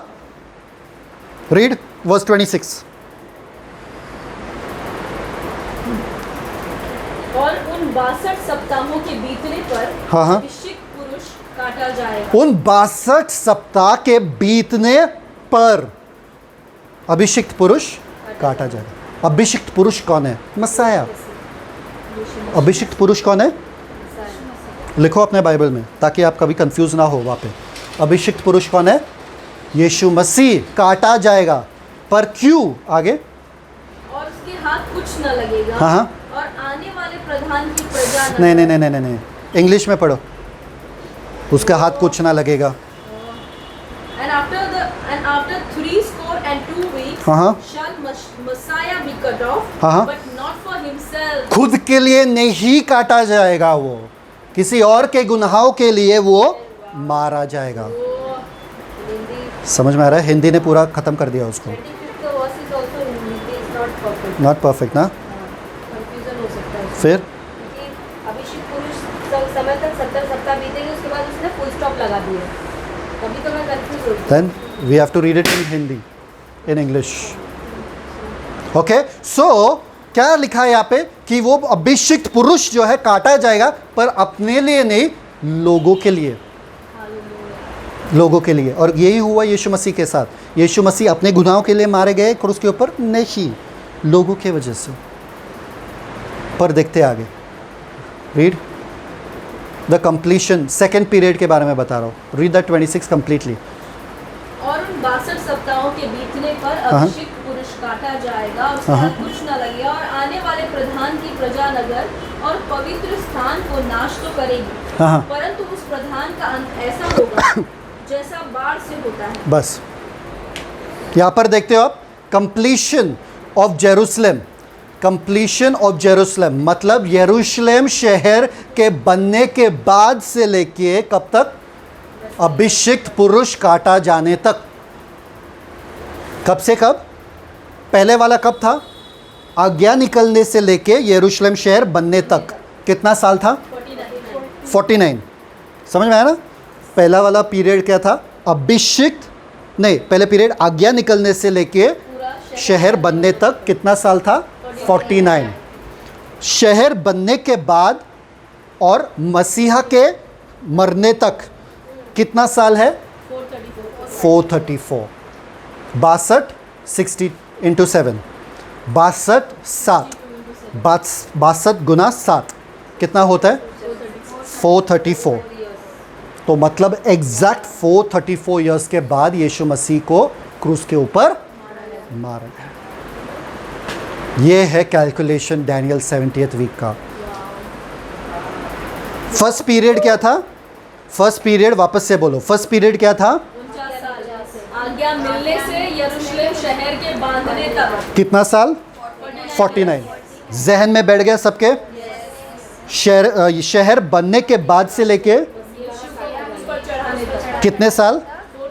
434। 434। Amen? Yes man? No man? Simple. इसके बाद आप सिखाओगे मुझे हाँ कि क्या है। Okay okay next gate. ठीक है, वापस से पूछना, नहीं समझ में आया वापस से हम लोग will go through it because I wanted पूरा बैठने के लिए। डिक्री टू बिल्ड जेरूसलम मतलब जब से वो आज्ञा निकली यरूशलेम को बनाने का नेहमाया के द्वारा, ओके, अर्थाक्सर्क्सिस के द्वारा, जब से वो आज्ञा निकली कब तक? मसीहा के काटा जाने तक कितने साल हो गए? 49 एंड 434 दोनों को जोड़ दो, कितने साल हो गए? कितने साल हो गए? 1 मिनट, सॉरी, 483 ईयर्स हो गए। कितने साल हो गए? 49 को ज्वाइन किया और 434 दोनों को ज्वाइन करो, कितना साल होते हैं? 483। पढ़ो वो वापस से, verse 25 26 I guess we were on. Read. और उन 62 सप्ताहों के बीतने पर अभिषिक्त पुरुष काटा जाएगा, हाँ। और आने वाले प्रधान की प्रजा नगर और पवित्र स्थान को नाश तो करेगी, परंतु उस प्रधान का अंत ऐसा होगा हाँ। जैसा बाढ़ से होता है। ओके, यहां पर हमें कुछ लोग मिल रहे हैं, उस प्रधान के लोग आके शहर को तबाह करेंगे। आके क्या करेंगे? तबाह करेंगे। लिखा है साफ साफ, उस प्रधान के लोग आएंगे। लिखा है, देखो क्या लिखा है, उस प्रधान के लोग आएंगे और आने वाले प्रधान की प्रजा नगर और पवित्र स्थान को नाश करेंगे, पवित्र स्थान और नगर को। Come on, I want you to read 1 verse and 1 line. ये आपके जहन में बैठना चाहिए, आपको आपके बाइबल में वापस से देखना चाहिए। आने वाले प्रधान की प्रजा, ये यीशु मसीह के बारे में नहीं कह रहा है। कुछ लोग वहाँ पे बाहर हैं जो ये सिखाते, तो कौन समझाएगा? इतना सरल तो है। अभिषिक्त पुरुष यीशु मसीह है, पर आने वाला प्रधान कौन है? यीशु मसीह नहीं है, मसीह विरोधी है। कौन है? मसीह विरोधी है। मसीह विरोधी के लोग यरूशलेम शहर को तबाह करके नाश करेंगे। तो अभी ये कब हुआ? 62 सप्ताह के बाद। 62 सप्ताह के बाद, मसीहा के काटा जाने के बाद क्या हुआ? लोग हैं मेरे साथ? Read this. This is, we have done this, it's okay. 62 सप्ताह के बाद मसीहा काटा जाएगा या मसीहा मरेंगे क्रूस के ऊपर, और आने वाले प्रधान के लोग, कौन है वो आने वाले प्रधान के प्रजा? रोमियो लोग, रोमन्स। कौन है? रोमियो लोग, रोमी लोग, ठीक है। उन्होंने क्या किया? 70 AD में, 70 AD में आके यरूशलेम शहर को तबाह कर दिया। दानियल में साफ साफ लिखा है कि ये होगा। आज सिर्फ शिक्षण है, शिक्षण, only teaching today, pure teaching. समझ में आ रहा है? दानियल ने कहा कि आने वाले प्रधान का प्रजा, मैं बताऊंगा आपको आने वाले प्रधान के प्रजा क्यों कहा गया उनको, क्योंकि आने वाला प्रधान जो है कहां से आएगा? रोमियो के साम्राज्य से ही निकल कर आएगा बाहर। कमान, तो उनका प्रजा कौन है? रोमियो। तो 70 AD में रोमियो आए और पूरे यरूशलेम शहर को क्या किए? तबाह। नहीं रहेगा। एक्सेलेंट। क्योंकि यहूदी लोगों ने क्या कहा जब पिलातुस कह रहा था कि इनका खून का मैं जिम्मेदार नहीं हूं, उन्होंने क्या कहा? इनका खून हमारे और हमारे बच्चों के ऊपर हो। वही हुआ, उनके बच्चों का ऐसा ही हश्र हुआ। भाग भाग के लाश के ऊपर लाश गिरते जा रहे थे, सब जल रहे थे, पूरा शहर जल रहा था। तबाही इतनी बेकार हुई थी बचे हुए लोग जो है उनके पास खाने के लिए कुछ नहीं था, एक दूसरे को बच्चे के खा रहे थे, एक दूसरे के बच्चों खा रहे थे एक दूसरे के। उसके बाद हाँ हाँ वो माय गुडनेस।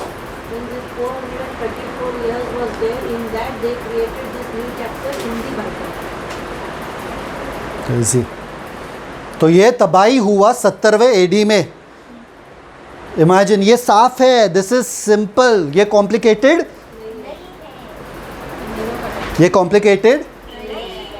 मुझे कई साल लगे कचरा निकालने के लिए, बस सिंपल तो था ये पहले से। ओके, तो आने वाले प्रधान के प्रजा कौन है? रोमियो। और वो आके क्या करेंगे वहाँ पे? 26 क्या करेंगे वहाँ पे? शहर को तबाह करेंगे, नाश करेंगे। आमेन? यहाँ तक समझ में आया? Next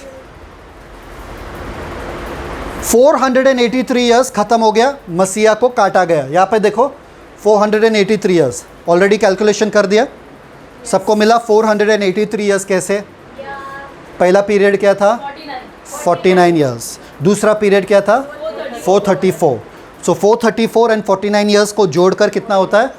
483 years. सो 483 ईयर्स वहाँ पे ख़त्म हो चुका है, मसीहा को काटा गया, मसीहा मर चुके क्रूस के ऊपर और फिर से ज़िंदा हो गए। ठीक है, बीच में आते हम लोग, चर्च एज, कलीसिया। क्यों? क्योंकि मसीहा ने अपना मुंह मोड़ दिया यहूदियों से और कहा तुम लोगों का शहर अभी तबाह हो चुका, तबाह हो जाएगा। कहाँ पे मोड़ा? ट्रायम्फल एंट्री, ट्रायम्फल एंट्री जिसे हम कहते हैं। यीशु मसीह गधे के ऊपर आए अंदर, तभी रो रहे थे, तभी वो ख़त्म हुआ। कौन सा? 69th वीक ख़त्म हुआ। 69th week when Jesus was coming into the Jerusalem on the donkey. 69th week. 69 weeks na? 62 plus 7. 62 plus 7. The first period is 7 into 7. Second period is 62 into 7. तो 62 plus 7 कितना होता है? 69. तो 483 years is 69 into 7.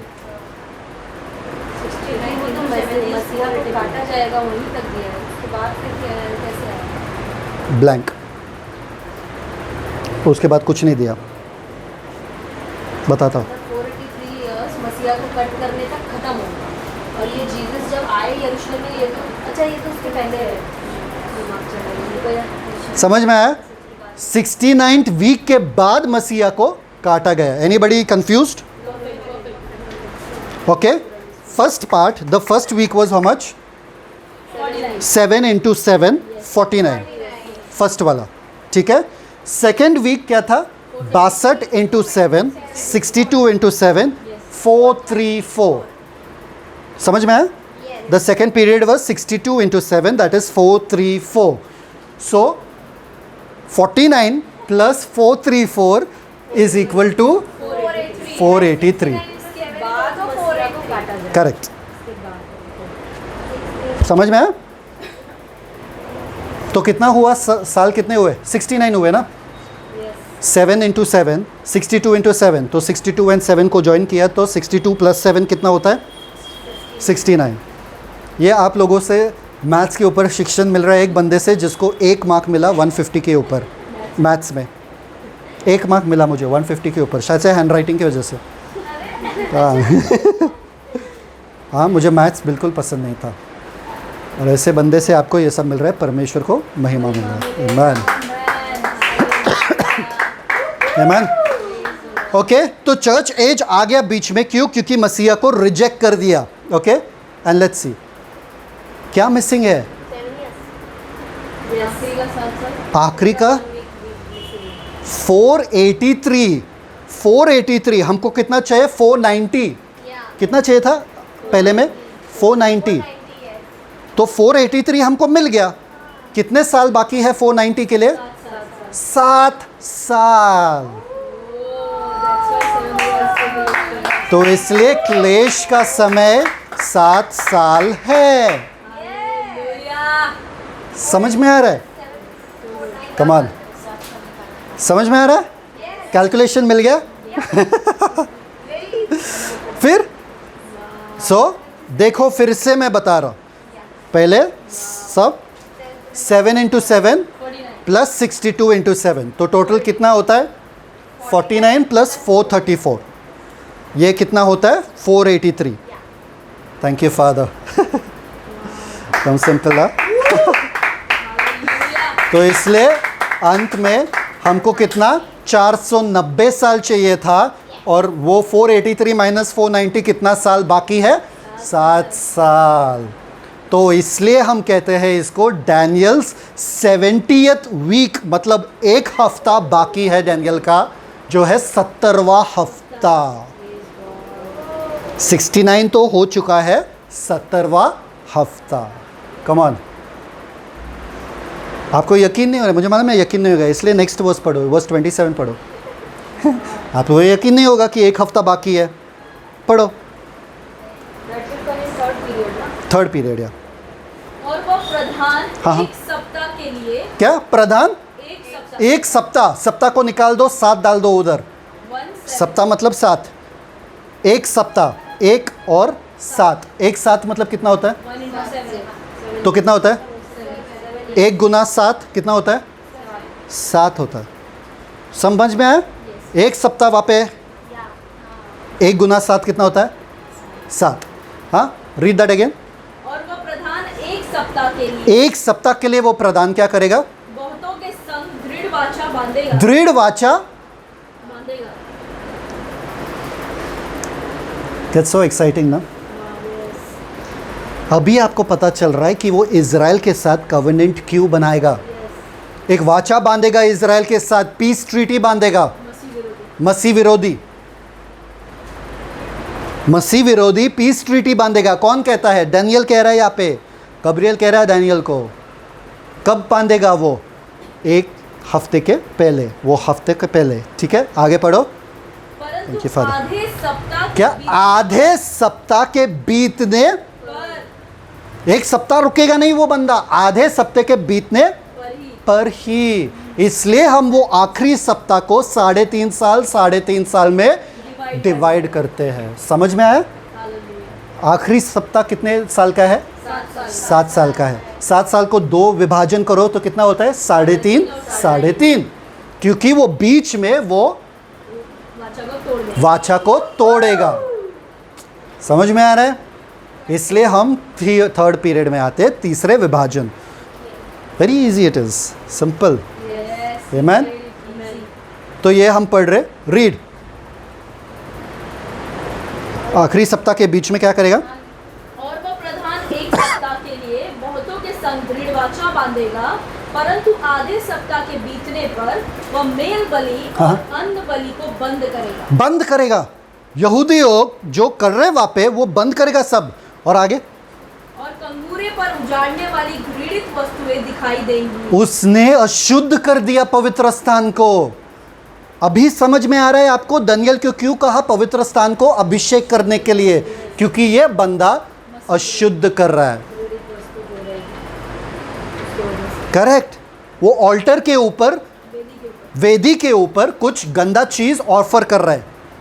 गंदा चीज offer करेगा जैसा कि पिग वगैरह, जो यहूदी लोगों के लिए घृणा है। समझ में आ रहा है आपको? इसलिए उसको शुद्ध करने के लिए, उसको अभिषेक करने के लिए वापस से पवित्र स्थान को अभिषेक करना जरूरी है। इसलिए सबसे पशु का मूर्ति भी रखेगा ना। हाँ, सबसे आखिरी वाला पॉइंट जो है 6 पॉइंट्स का, वो कौन सा है? पवित्र स्थान को अभिषेक करना, पवित्र चीज को अभिषेक करना जो भी। आमीन। चलो, वो एक वाचा बांधेगा, इज़राइल को बोलेगा मैं तुम्हें प्रोटेक्शन दूंगा, let's do a peace treaty. तो इज़राइल के लोग सोचेंगे अरे चलो पीस ट्रीटी हो रहा है, दुनिया वर्ल्ड पीस ये वो, तो हाथ मिलाएंगे बंदे से। ओके, हाथ मसीह विरोधी से। ठीक है, तो सबसे पहला विभाजन, सब देख लो वहाँ पे, वापस से बोल रहा हूँ मैं। ओके, ये इजी होना चाहिए अभी। सबसे पहला 7 गुना 7 49 ईयर्स। Thank you. सेकंड वाला 62 इंटू 7 मतलब कितना? 434 ईयर्स। बीच में हम आ जाते हैं। ओके, हम आ जाते हैं। उसके बाद क्या होता है? 1 गुना 7 मतलब 7 साल बाकी है। पर ये किसके बारे में था? इज़राइल और उसके लोग, यरूशलेम यरूशलेम और इज़राइल के बारे में था। दानियेल ये तेरे लोगों के बारे में है जो मैंने ये 70 साथ निकाल कर रखे हैं। किसके बारे में? दानियेल के लोगों के बारे में, कलीसिया के बारे में नहीं है। जब परमेश्वर ने मुंह मोड़ा यरूशलेम से तभी कलीसिया आया। पर यदि परमेश्वर को वापस यरूशलेम देखना है, कलीसिया को निकालना पड़ेगा। समझ में आ रहा है? क्योंकि ये आखिरी हफ्ता जो है सिर्फ दानियेल के लोगों के बारे में है, हमारे बारे में नहीं है। इसलिए हमको निकाल कर ही परमेश्वर वो 7 साल ला सकते हैं। सिंपल। आप मतलब और कुछ कैसे सिखा सकते? दानियेल के 70 हफ्ता ही अगर आपके दिमाग में आ गया, आपको पता ही चलेगा कि रैप्चर का होना अवश्य है। 7 साल से पहले। 7 साल से पहले आपके दिमाग में वो देखो ना, परमेश्वर खुद कह रहे हैं ये दानियेल तुम्हारे लोगों के बारे में, 7 साल भी उनके बारे में ही रहेगा ना, हमारे बारे में थोड़ी रहेगा। और मैंने कहा आपको 3 तरह के लोग हैं, एक अन्य जाति, एक यहूदी और एक कलीसिया। अन्य जाति तो उठाया नहीं जाएगा, यहूदियों के बारे में ही ये है, तो कलीसिया को रख के क्या फ़ायदा? उनको ऊपर उठाओ, उनका पार्टी होने दो ऊपर, बाकी सब देख लेंगे नीचे। Beautiful plan. Amen, yes man. चलो लेट्स सी द लास्ट 7 साल, वो आखिरी वाला जो 7 साल, एक हफ्ता जो है उसके बारे में कह रहा हूँ मैं। रैप्चर ऑफ द चर्च होना ज़रूरी है। हमको अगर निकाला तो ही परमेश्वर का ध्यान इज़राइल के ऊपर और इज़राइल के नगर के ऊपर जा सकता है। हमको नहीं रखना चाहते, क्योंकि हमारे ऊपर भी ध्यान देना पड़ेगा, उनके ऊपर भी ध्यान देना है। उससे अच्छा एक बच्चे को ऊपर लेके जाओ, दूसरे बच्चे के ऊपर ध्यान दो। आसान पड़ जाता है। समझ आओ अभी? हाँ, नेक्स्ट क्या आता है? 3.5 साल।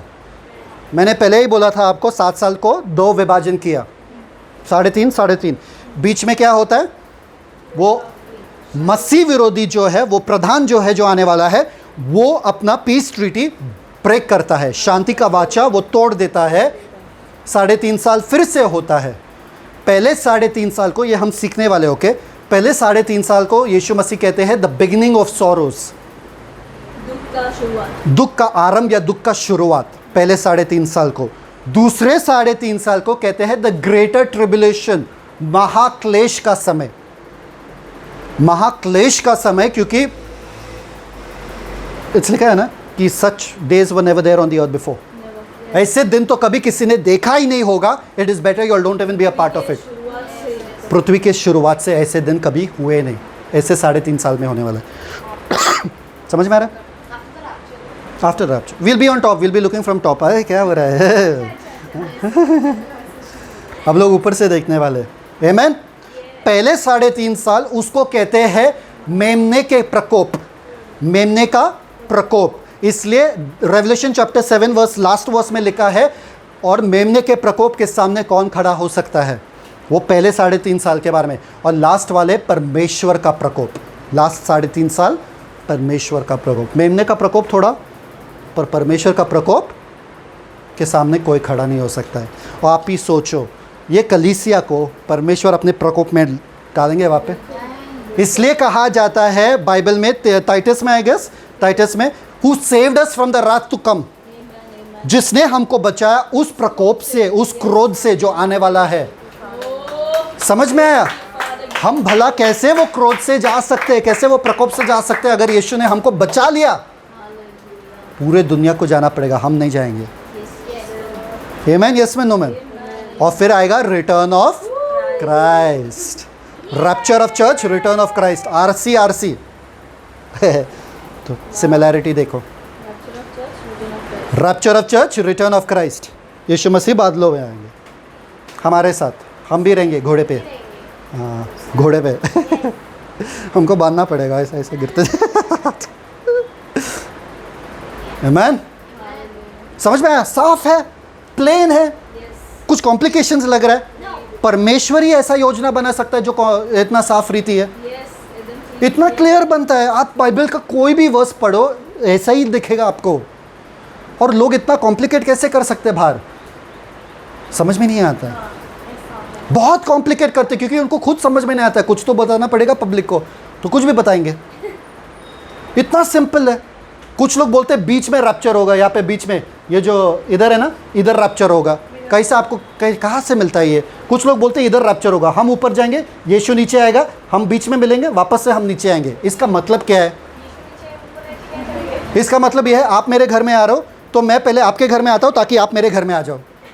अरे यीशु को नीचे ही आना है तो हम इधर ही रुके ना, बीच रास्ते में क्यों जाने का? समझ में आ रहा है कि नहीं? लॉजिक कहाँ से बनता है इन लोगों का? आप देखोगे ना उनके प्रीचिंग को, आपको लगेगा हाँ सच में यार ये तो सही बोल रहा है. ऐसे वो लोग कन्विंस करेंगे. पर अगर आप ये देखोगे, आपको भी दिखेगा कि परमेश्वर इतना सरल प्लान बना सकता है. इसमें कॉम्प्लिकेशन क्या है? बच्चा भी आपको कल जाके सिखा सकता है. आप भी सिखा सकते हो ना किसी को. पास्टर को जाके सिखाओ, डैनियल सेंटे, you know, I teach you. Amen. So 49 weeks, 49 first 49 years, then 434 years, and then 483, and then one was missing, that is 7 years. और आखिरी 7 साल को 2 भाग में डिवाइड किया, 3.5. सिंपल. क्या कॉम्प्लिकेशन है इसमें?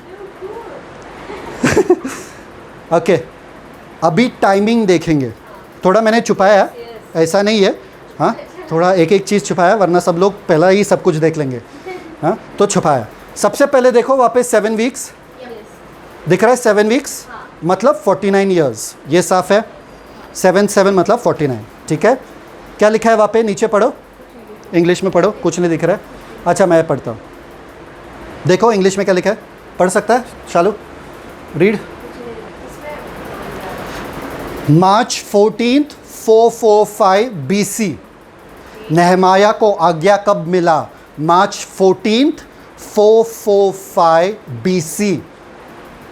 मार्च महीने में 14 तारीख को 445 BC.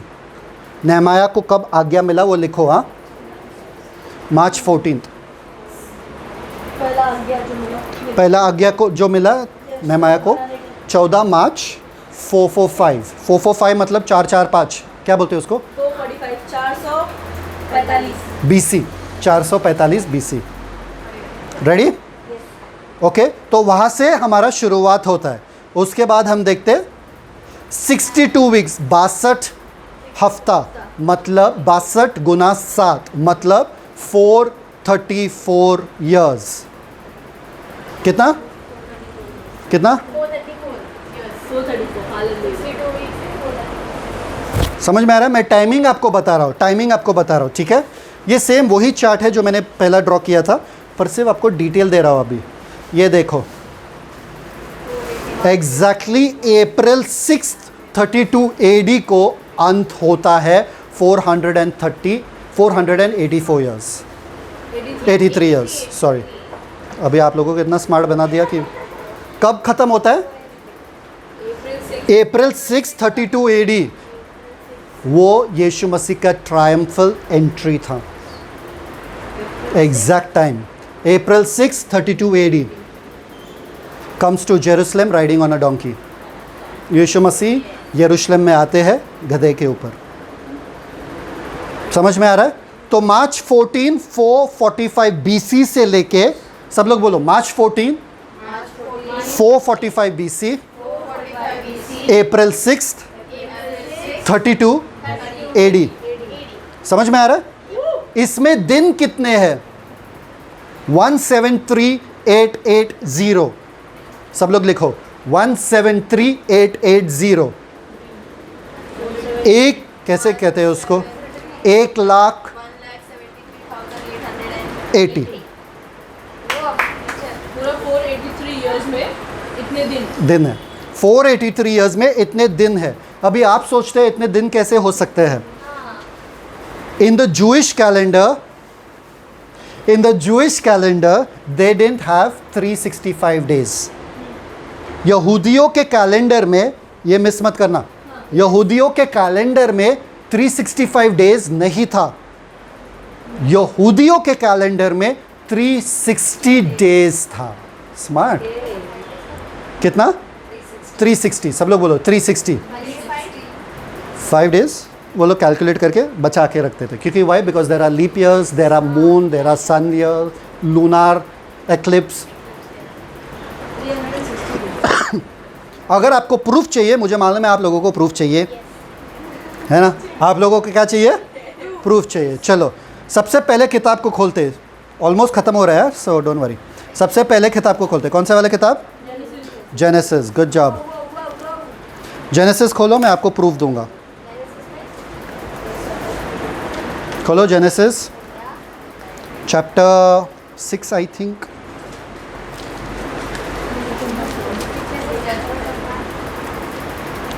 Genesis chapter 7। Genesis chapter 7 खोलो। सबने खोल दिया?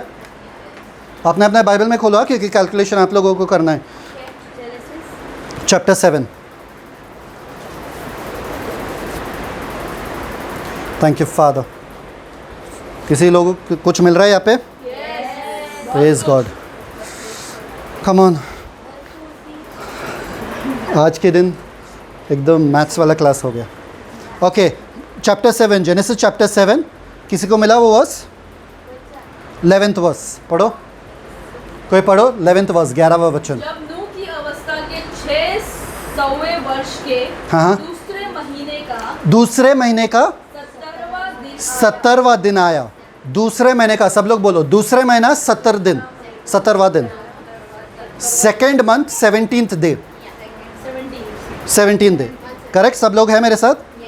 ओके। नाउ हमने देखा यहाँ पे दूसरा महीना 70वां दिन पे क्या हुआ, देखो। उसी दिन बड़े गहरे समुद्र के सब सोते फूट निकले और आकाश के झरोखे खुल गए। ठीक है, नोआ के बारे में हमको ये पता है, but let's see something else now.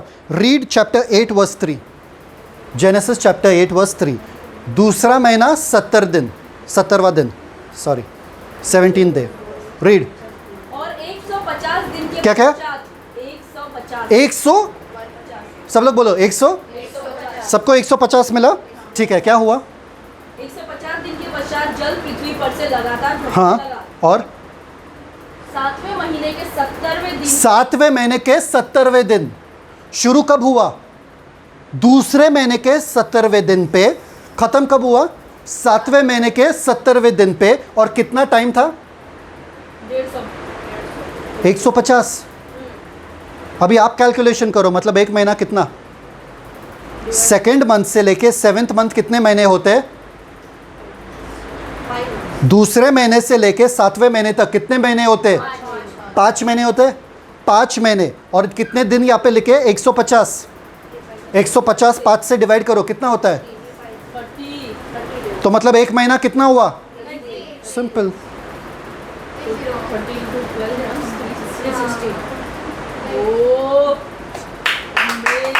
समझ में आ रहा है?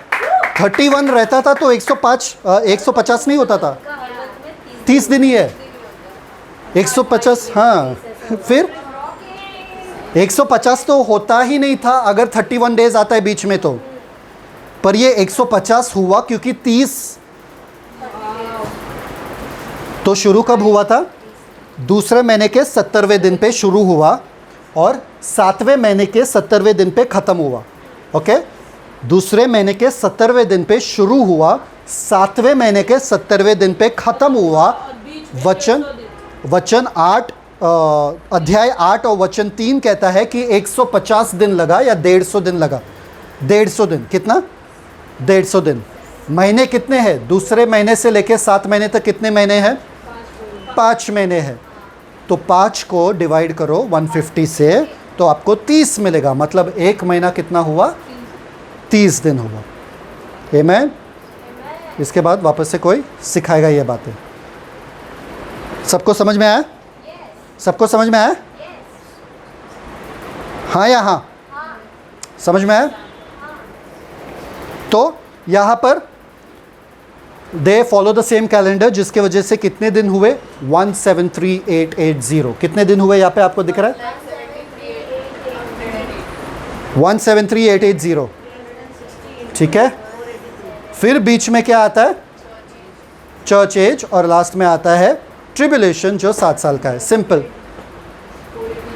सो सबसे मेन चीज़ आपको कॉन्सेंट्रेट करना क्या है इस टाइमिंग पे कि एग्जैक्ट मार्च 14 445 BC शुरू हुआ और यहाँ तक 483 ईयर्स ख़त्म हुआ। यहाँ तक किधर? अप्रैल 1632 AD। बीच में चर्च एज आ जाता है। चर्च एज का कोई लिमिट नहीं है। We don't know how long church age will be. यहाँ पे चर्च एज आ जाता है बीच में। तो 69 वीक्स यहाँ पर ख़त्म होता है, 70 वीक यहाँ पर है और चर्च एज बीच में आ जाता है। सिंपल।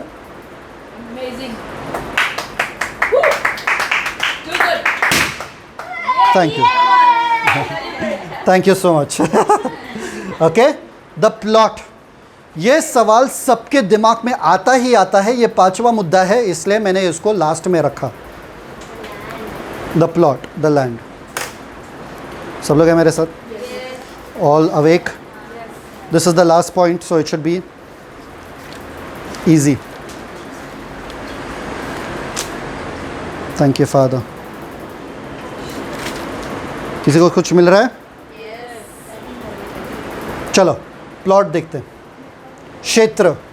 ओके, ये सबसे बड़ा सवाल हमारे दिमाग में आता है। कौन सा दिमाग आता है? कौन सा दिमाग नहीं, कौन सा सवाल आता है? दिमाग तो बहुत सारे आते हैं, सवाल एक ही आना चाहिए। ओके, कौन सा सवाल आता है?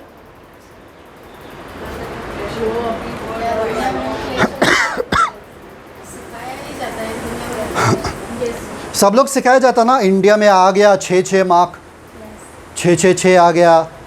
पानी पूरी से पानी पूरी नहीं खरीद पाएंगे क्योंकि वो बोलेगा पहला भैया अपना 6 मार्क दिखाओ, फिर हमको दिखाना पड़ेगा, देखो भैया 6 मार्क है, फिर ही खा सकते हैं, है ना? किसने बोला आपको? कहाँ से सीखे आप? कौन बता रहा है? अगर वो बंदे जो बता रहे ये सब सामने आके बता सक, अरे चिप आ गया, चिप, अरे आधार कार्ड का नंबर, अरे पैन कार्ड का नंबर, सब सब सब नंबर ही नंबर, ये नंबर वो नंबर। आपके तो 10 नंबर ऑलरेडी हो चुके हैं, एक तो मोबाइल नंबर, एक तो बैंक अकाउंट नंबर, एक तो आधार कार्ड नंबर, एक तो पैन नंबर। कौन सा नंबर लेंगे वो लोग?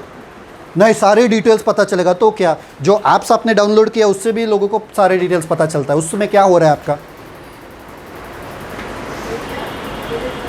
समझ में आ रहा है? क्योंकि सारे ऐप्स जो आप डाउनलोड करते हैं, give access to contact, yes, give access to photo, yes, सब यस यस यस यस करते ही रहते हो, फिर ऐप डाउनलोड होता है आपका।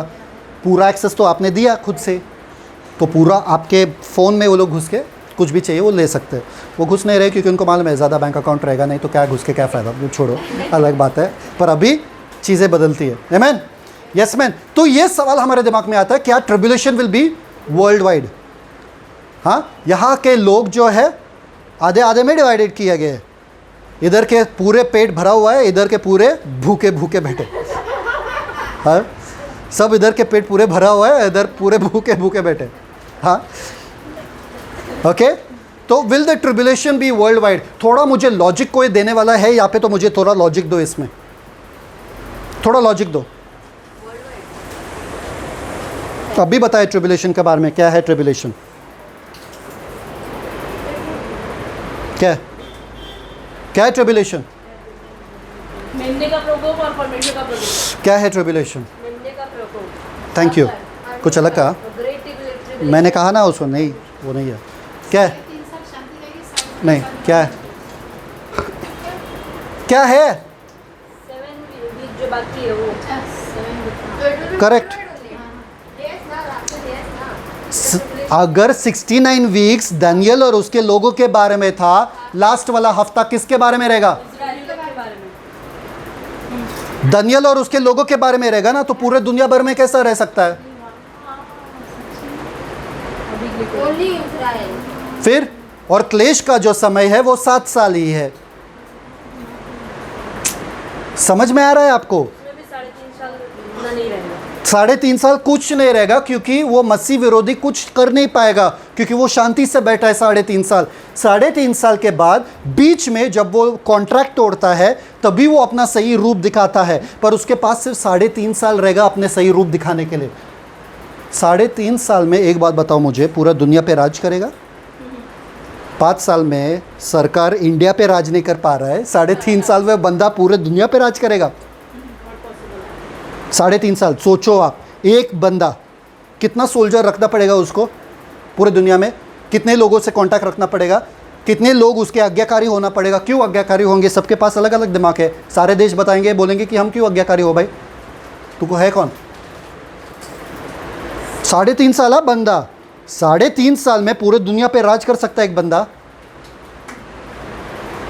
तो ये पूरा महाक्लेश का समय पूरे दुनिया पे कैसा होगा?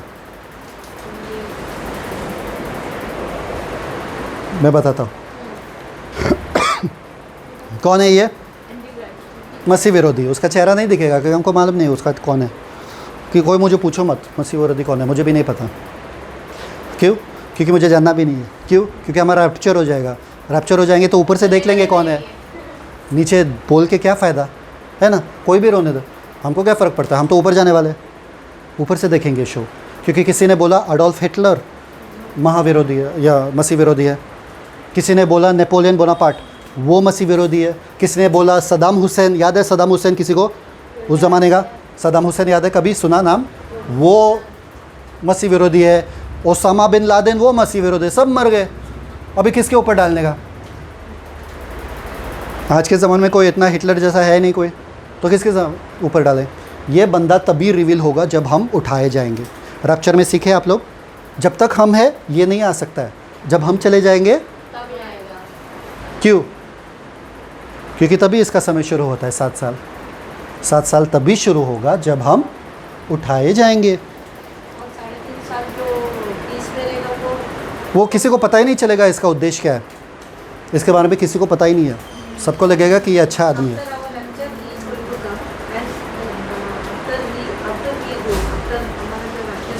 फिर वो आएगा। 7 साल में जो 3.5 साल होंगे तो 20 में गए। ये पीस पहला शांति लाएगा ना, वो नेक्स्ट टाइम हम सीखेंगे। बंदा शांति लाएगा पहला।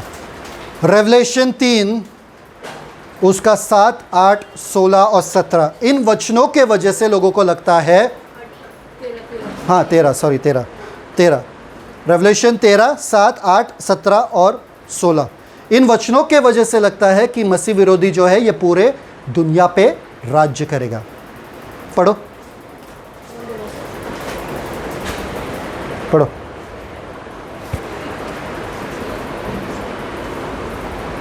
ऑलमोस्ट एंड, इट्स फिनिश्ड, खत्म हो चुका। This is the last point. और Thank you, Father. उसे यह अधिकार दिया गया कि पवित्र लोगों से लड़े हाँ हाँ और उन पर जय पाए और उसे हर एक कुल, हर लोग, हर और भाषा और जाति पर अधिकार दिया। हर एक कुल, हर एक लोग, हर एक भाषा और हर एक जाति पर क्या दिया? इसलिए लोग कहते हैं कि ये मसीह विरोधी जो है पूरी दुनिया पे राज करेगा। क्या बात है। ऐसे लोग बाइबल ध्यान से पढ़ते नहीं है। दूसरा वर्स 8। और पृथ्वी के वे सब रहने वाले जिनके नाम उस मेमने की जीवन की पुस्तक में लिखे नहीं गए, जो जगत की उत्पत्ति के समय से घात हुआ है, उस वस्तु की पूजा करेंगे।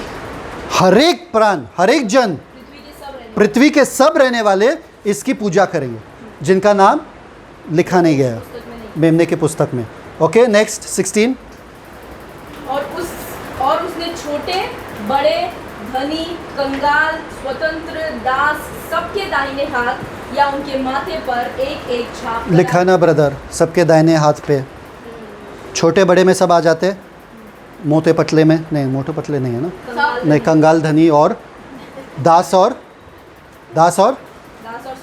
स्वतंत्र, सब सबके दाहिने हाथ पे लिखा है ना, सबके मतलब सब। वो मसीह विरोधी को ना सिर्फ बॉम्बे ख़त्म करने दो, मुझे बॉम्बे ख़त्म करके दिखाओ बस 3.5 साल में। सबके दाहिने हाथ पे देखना पड़ेगा कि छापा लगे। बॉम्बे ख़त्म करो। कितने लोग बॉम्बे में रहते हैं? पूरे इंडिया को छोड़ दो, पूरे दुनिया को छोड़ दो। कब तक पहुँचेगा? 3.5 साल में पहुँचेगा तो पूरे दुनिया में सबके हाथ पे देखने के लिए कि छापा लगा है कि नहीं लगा है। अपना काम करेगा कि हमारे हाथ पे छापा लगा है कि नहीं लगा, वो आके देखेगा। कम ऑन यार, लॉजिक ही नहीं बनता है, सेंस ही नहीं बनता। आपको ये कचरा कहाँ से मिलता है? इंडिया में आया है, छिपाया है। ध्यान रखना, अगर किसी ने बोला चिप डालने के लिए तो मत डालना। आपके जाने के बाद ही वो आ सकता है, और वो 3.5 साल ख़त्म होने के बाद ही वो 666 आएगा। अगर वो है तो वो बाद में हम सीखेंगे। समझ में आ रहा है आपको? जब तक आप हो तब तक 666 या वो मार्क ऑफ द बीस्ट नहीं आ सकता है, और आपके जाने के 3.5 साल के बाद ही वो आ सकता है, क्योंकि वो अपना असली रूप दिखाएगा, तभी वो छापा दे सकता है। तो 3.5 साल में कोई पूरे दुनिया पे राज करेगा। समझ में आ रहा है आपको? आपके जहन में बैठ गया ये लॉजिक? अच्छा ठीक है, एक चीज़ बताता हूँ आप लोगों को।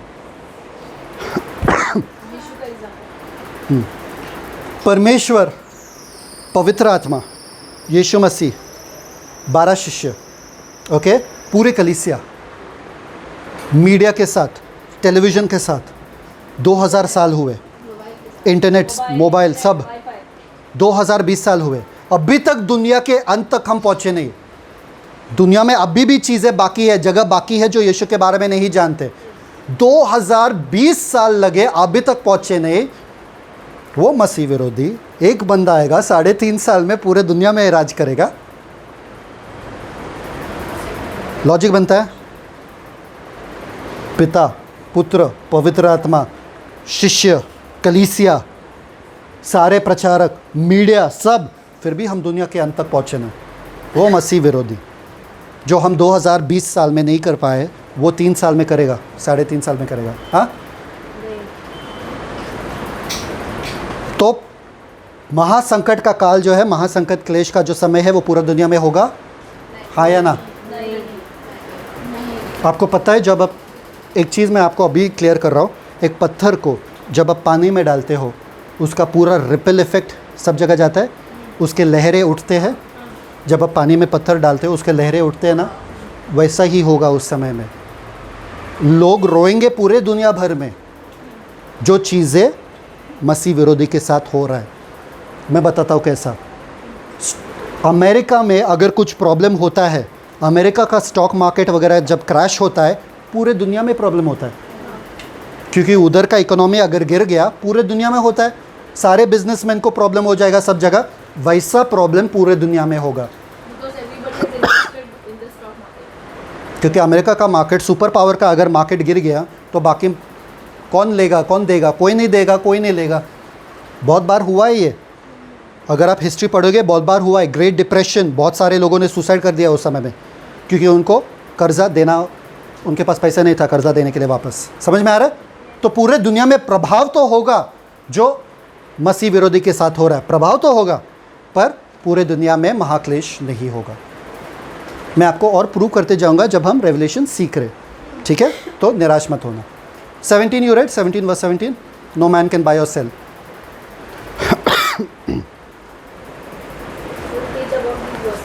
या कि उसको छोड़ जिस पर छाप अर्थात उस पशु का नाम या उसके नाम का अंक हो और कोई लेन देन न कर सके। इमेजिन किराने वाले के पास गया, भैया 1 किलो वीट देना, पशु का नाम है क्या?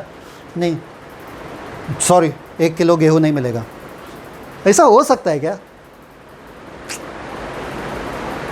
आप अपने किराने वाले के पास जा रहे हो, वो बोलता है भैया छोड़ दो वो सब, पशु वशु, मेरे को पैसा दो, बस पैसा चाहिए मुझे, पैसे से मतलब है, छाप आप छोड़ दो खुद का छाप लगा के आ जाओ बस उसको कुछ फ़र्क नहीं पड़ने वाला, उसको भी पैसा चाहिए, आपको भी खाना चाहिए। तो वो रोकने वाला है, वो रुकने वाला है वहाँ पे, वो बोलने वाला है कि आपके पास छाप है क्या? तो जिसके पास वो मार्क नहीं है वो लोग खा नहीं सकते, पी नहीं सकते, कुछ नहीं। सर धड़ से अलग। मैं बताता हूँ, I will explain that. Okay, तो परमेश्वर का योजना देखो आप यहाँ पे, जिसके पास मार्क है, सोचो ये, आप सोचो, जिसके पास मार्क है वो नरक में जाएगा, हाँ या ना? उसके पास कोई ऑप्शन नहीं है। उसके बाद एक बार मार्क लिया आप नरक में, उसके बाद कोई ऑप्शन नहीं है, आप बच नहीं सकते हो, मार्क लेके बच नहीं सकते हो। समझ में आया? आप स्वर्ग नहीं जा सकते हो। एक बार आपने मार्क लिया आप नरक में जाओगे। तो जिस किसी ने मार्क लिया वो नरक में जाएगा। बचे कौन? जिसने मार्क नहीं लिया। और आपके दिमाग के हिसाब से वो एंटी क्राइस्ट वैसे भी उन लोगों को मार डालेगा जो मार्क नहीं ले रहे। तो फिर धरती पे बचेगा कौन? हम किस पे राज्य करें? खाली धरती पे आके राज्य करें जिसके पास मार्क है वो तो नरक गए, जिसके पास मार्क नहीं है वो तो मारे गए। तो राज्य किस पे करें? लॉजिक बनता है कि नहीं बनता है? राज्य किसी पे तो करना पड़ेगा। जिसने मार्क लिया वो परमेश्वर उनको मार डाल रहा है, ख़त्म कर रहा है, और जिसने मार्क नहीं लिया वो एंटी क्राइस्ट ख़त्म कर रहा है। बचेगा कौन? हम खाली धरती पे आएंगे, चलो राज्य करेंगे किसके ऊपर? कम ऑन, सेंस ही नहीं बनता। Amen? Yes man, no man? चलो एक और प्रूफ देता हूँ, आप लोगों को। मुझे मालूम है कि आप लोगों को प्रूफ चाहिए। डैनियल ना, डैनियल 9:27 पढ़ो। डैनियल 9:27 वो तो पढ़ लिया हमने, वो छोड़ दो। 11:40 and 45, Daniel 11:40 and 45, 42-45 sorry, Daniel 11:42-45 पढ़ो। ये आपके लिए सबसे बड़ा प्रूफ होगा। दानियल उसका 11 अध्याय का 40 वचन। अंत के समय दक्षिण देश का राजा हाँ उसको सिंह मारने लगेगा, हाँ, परंतु उत्तर देश का राजा उस पर बवंडर की नाई बहुत से रथ सवार और जहाज लेकर चढ़ाई करेगा। इस रीति से वह बहुत से देशों में फैल जाएगा और उनमें से निकल जाएगा। बस शिरोमणि देश में भी आएगा और बहुत से देश उजड़ जाएंगे, परंतु एदोमी, मोआबी और मुख्य मुख्य अमोनी आदि जातियों के देश उसके हाथ से बच जाएंगे। क्या? उत्तर का राजा जो है वो है कौन? मसीह विरोधी। ओके, वो सीखेंगे जब हम डैनियल सीख रहे। उत्तर राजा जो है वो मसीह विरोधी है, वो आ रहा है, पर कौन बचेगा उसके हाथ से? ईदोम, मोआब और अमोन। ईदोम, मोआब और अमोन आपको पता है क्या कहाँ पर है? इज़राइल के नीचे, इज़राइल के बाजू में है। ये बंदा जो पूरे पृथ्वी पर अगर राज कर रहा है, ये लोग बच रहे उससे सिर्फ बाजू के देश में जाके। वहाँ पे भी नहीं पहुँच पा रहा है, वो बाजू के देश में पहुँच नहीं पा रहा है। देखो आपके बाइबल में लिखा है, देखो वापस से वो पढ़ो वापस से। वह शिरोमणि देश में भी आएगा और बहुत से देश उजड़ जाएंगे, परंतु एदोमी, मोआबी और मुख्य मुख्य अमोनी आदि जातियों के देश उसके हाथ से बच जाएंगे। उसके हाथ से बच जाएंगे ये देश। अगर वो बाजू वाले देश तक नहीं जा पाएगा, उसको यूपी भेज दो, घूमते घूमते उसका 1000 साल ख़त्म हो जाएगा यूपी में ही लॉस्ट हो जाएगा वो। कौन है ये मसीह विरोध? 3.5 साल है बस। मुंह दिखाया नहीं कि ख़त्म कर दिया परमेश्वर ने उसको, ख़त्म, सेकंड कमिंग आ गया, तुम्हारा समय ख़त्म। उसके पास ज़्यादा समय नहीं है, बाजू के देश में पहुंचने तक की समय नहीं है उसके पास। सोचो, लोग बच जाएंगे बाजू के देश में जाके। और आप सोच रहे इंडिया में आएगा मसीह विरोधी। कौन सिखा रहा है आपको ये बातें? इसलिए ये बातें हम सिखा रहे ताकि ये क्लियर हो जाए। समझ में आया? आपको प्रूफ मिल गया। अभी किसी के दिमाग में ये है क्या कि क्लेश पूरे धरती पे हो सकता है क्या? नहीं। सुकून से बैठो। एक तो आपका रैप्चर होने वाला है, दूसरा जिसका नहीं हुआ उसको भी बोलो मसीह को अपना लो, अपना लो, ताकि अगर तुम रैप्चर में भी नहीं आए तो भी आप बचोगे। डोंट वरी, आप मरोगे नहीं। आपके नाखून निकालेंगे, आपकी आँखें निकालेंगे, ये सब नहीं होगा। कौन ये सिखा रहे क्या मालूम, बाइबल में तो नहीं लिखा है। चलो रीड मैथ्यू 25। इतना मत पढ़ना, this is just one other reference. Matthew 25 31 to 46 मत पढ़ना, बाद में घर में पढ़ना। Okay, Matthew 25 31 to 46। अच्छा ठीक है, शुरू तो कर दो, शुरू तो कर लो। बहुत जल्दी मैंने ख़त्म किया इसलिए। जब मनुष्य का पुत्र अपनी महिमा में आएगा, हाँ और सब स्वर्गदूत उसके साथ आएंगे, तो वह अपनी महिमा के सिंहासन पर विराजमान है। हाँ हाँ, और सब जातियां उसके सामने इकट्ठी की जाएंगी। हाँ हाँ। और जैसे चरवाहा भेड़ों को बकरियों से अलग कर देता है। भेड़ कौन है? बकरी कौन है? बकरी वो है जो मसीह विरोधी का छाप लिए। भेड़ कौन है? जो मसीह विरोधी का छाप। सिंपल। तो मतलब मसीह विरोधी उन लोगों को मार नहीं रहा है, वो लोग जिंदा है तभी तक जब यीशु मसीह वापस आएंगे। हाँ, सेकेंड कमिंग, जिंदा है वो लोग। समझ में आ रहा है कि नहीं आ रहा है? भेड़ और बकरी, भेड़ तो रहना चाहिए। अगर बकरी सारे भेड़ को ख़त्म कर देगा तो भेड़ कहाँ रहेगा? किसको अलग करे? जब यीशु मसीह फिर से आएंगे, he has to separate the sheep and the goats. Second coming. समझ में आ रहा है आप लोगों को? कुछ भेड़ तो रहना चाहिए। अगर मसीह विरोधी ने सारे भेड़ को ख़त्म कर दिया, किसको सेपरेट करेंगे भाई? वो बाद में आप लोग पढ़ लो, वो मैथ्यू का पूरा आप पढ़ लो 46 तक। समझ में आ रहा है? सिंपल है। Any complications? फिर से पहला वाला हफ्ता कौन सा है? 7 into 7 49। दूसरा वाला हफ्ता 434। 434। सो 434 प्लस 49 483। शुरू कब हुआ? मार्च 14, मार्च 14। परफेक्ट। एंड अंत कब हुआ?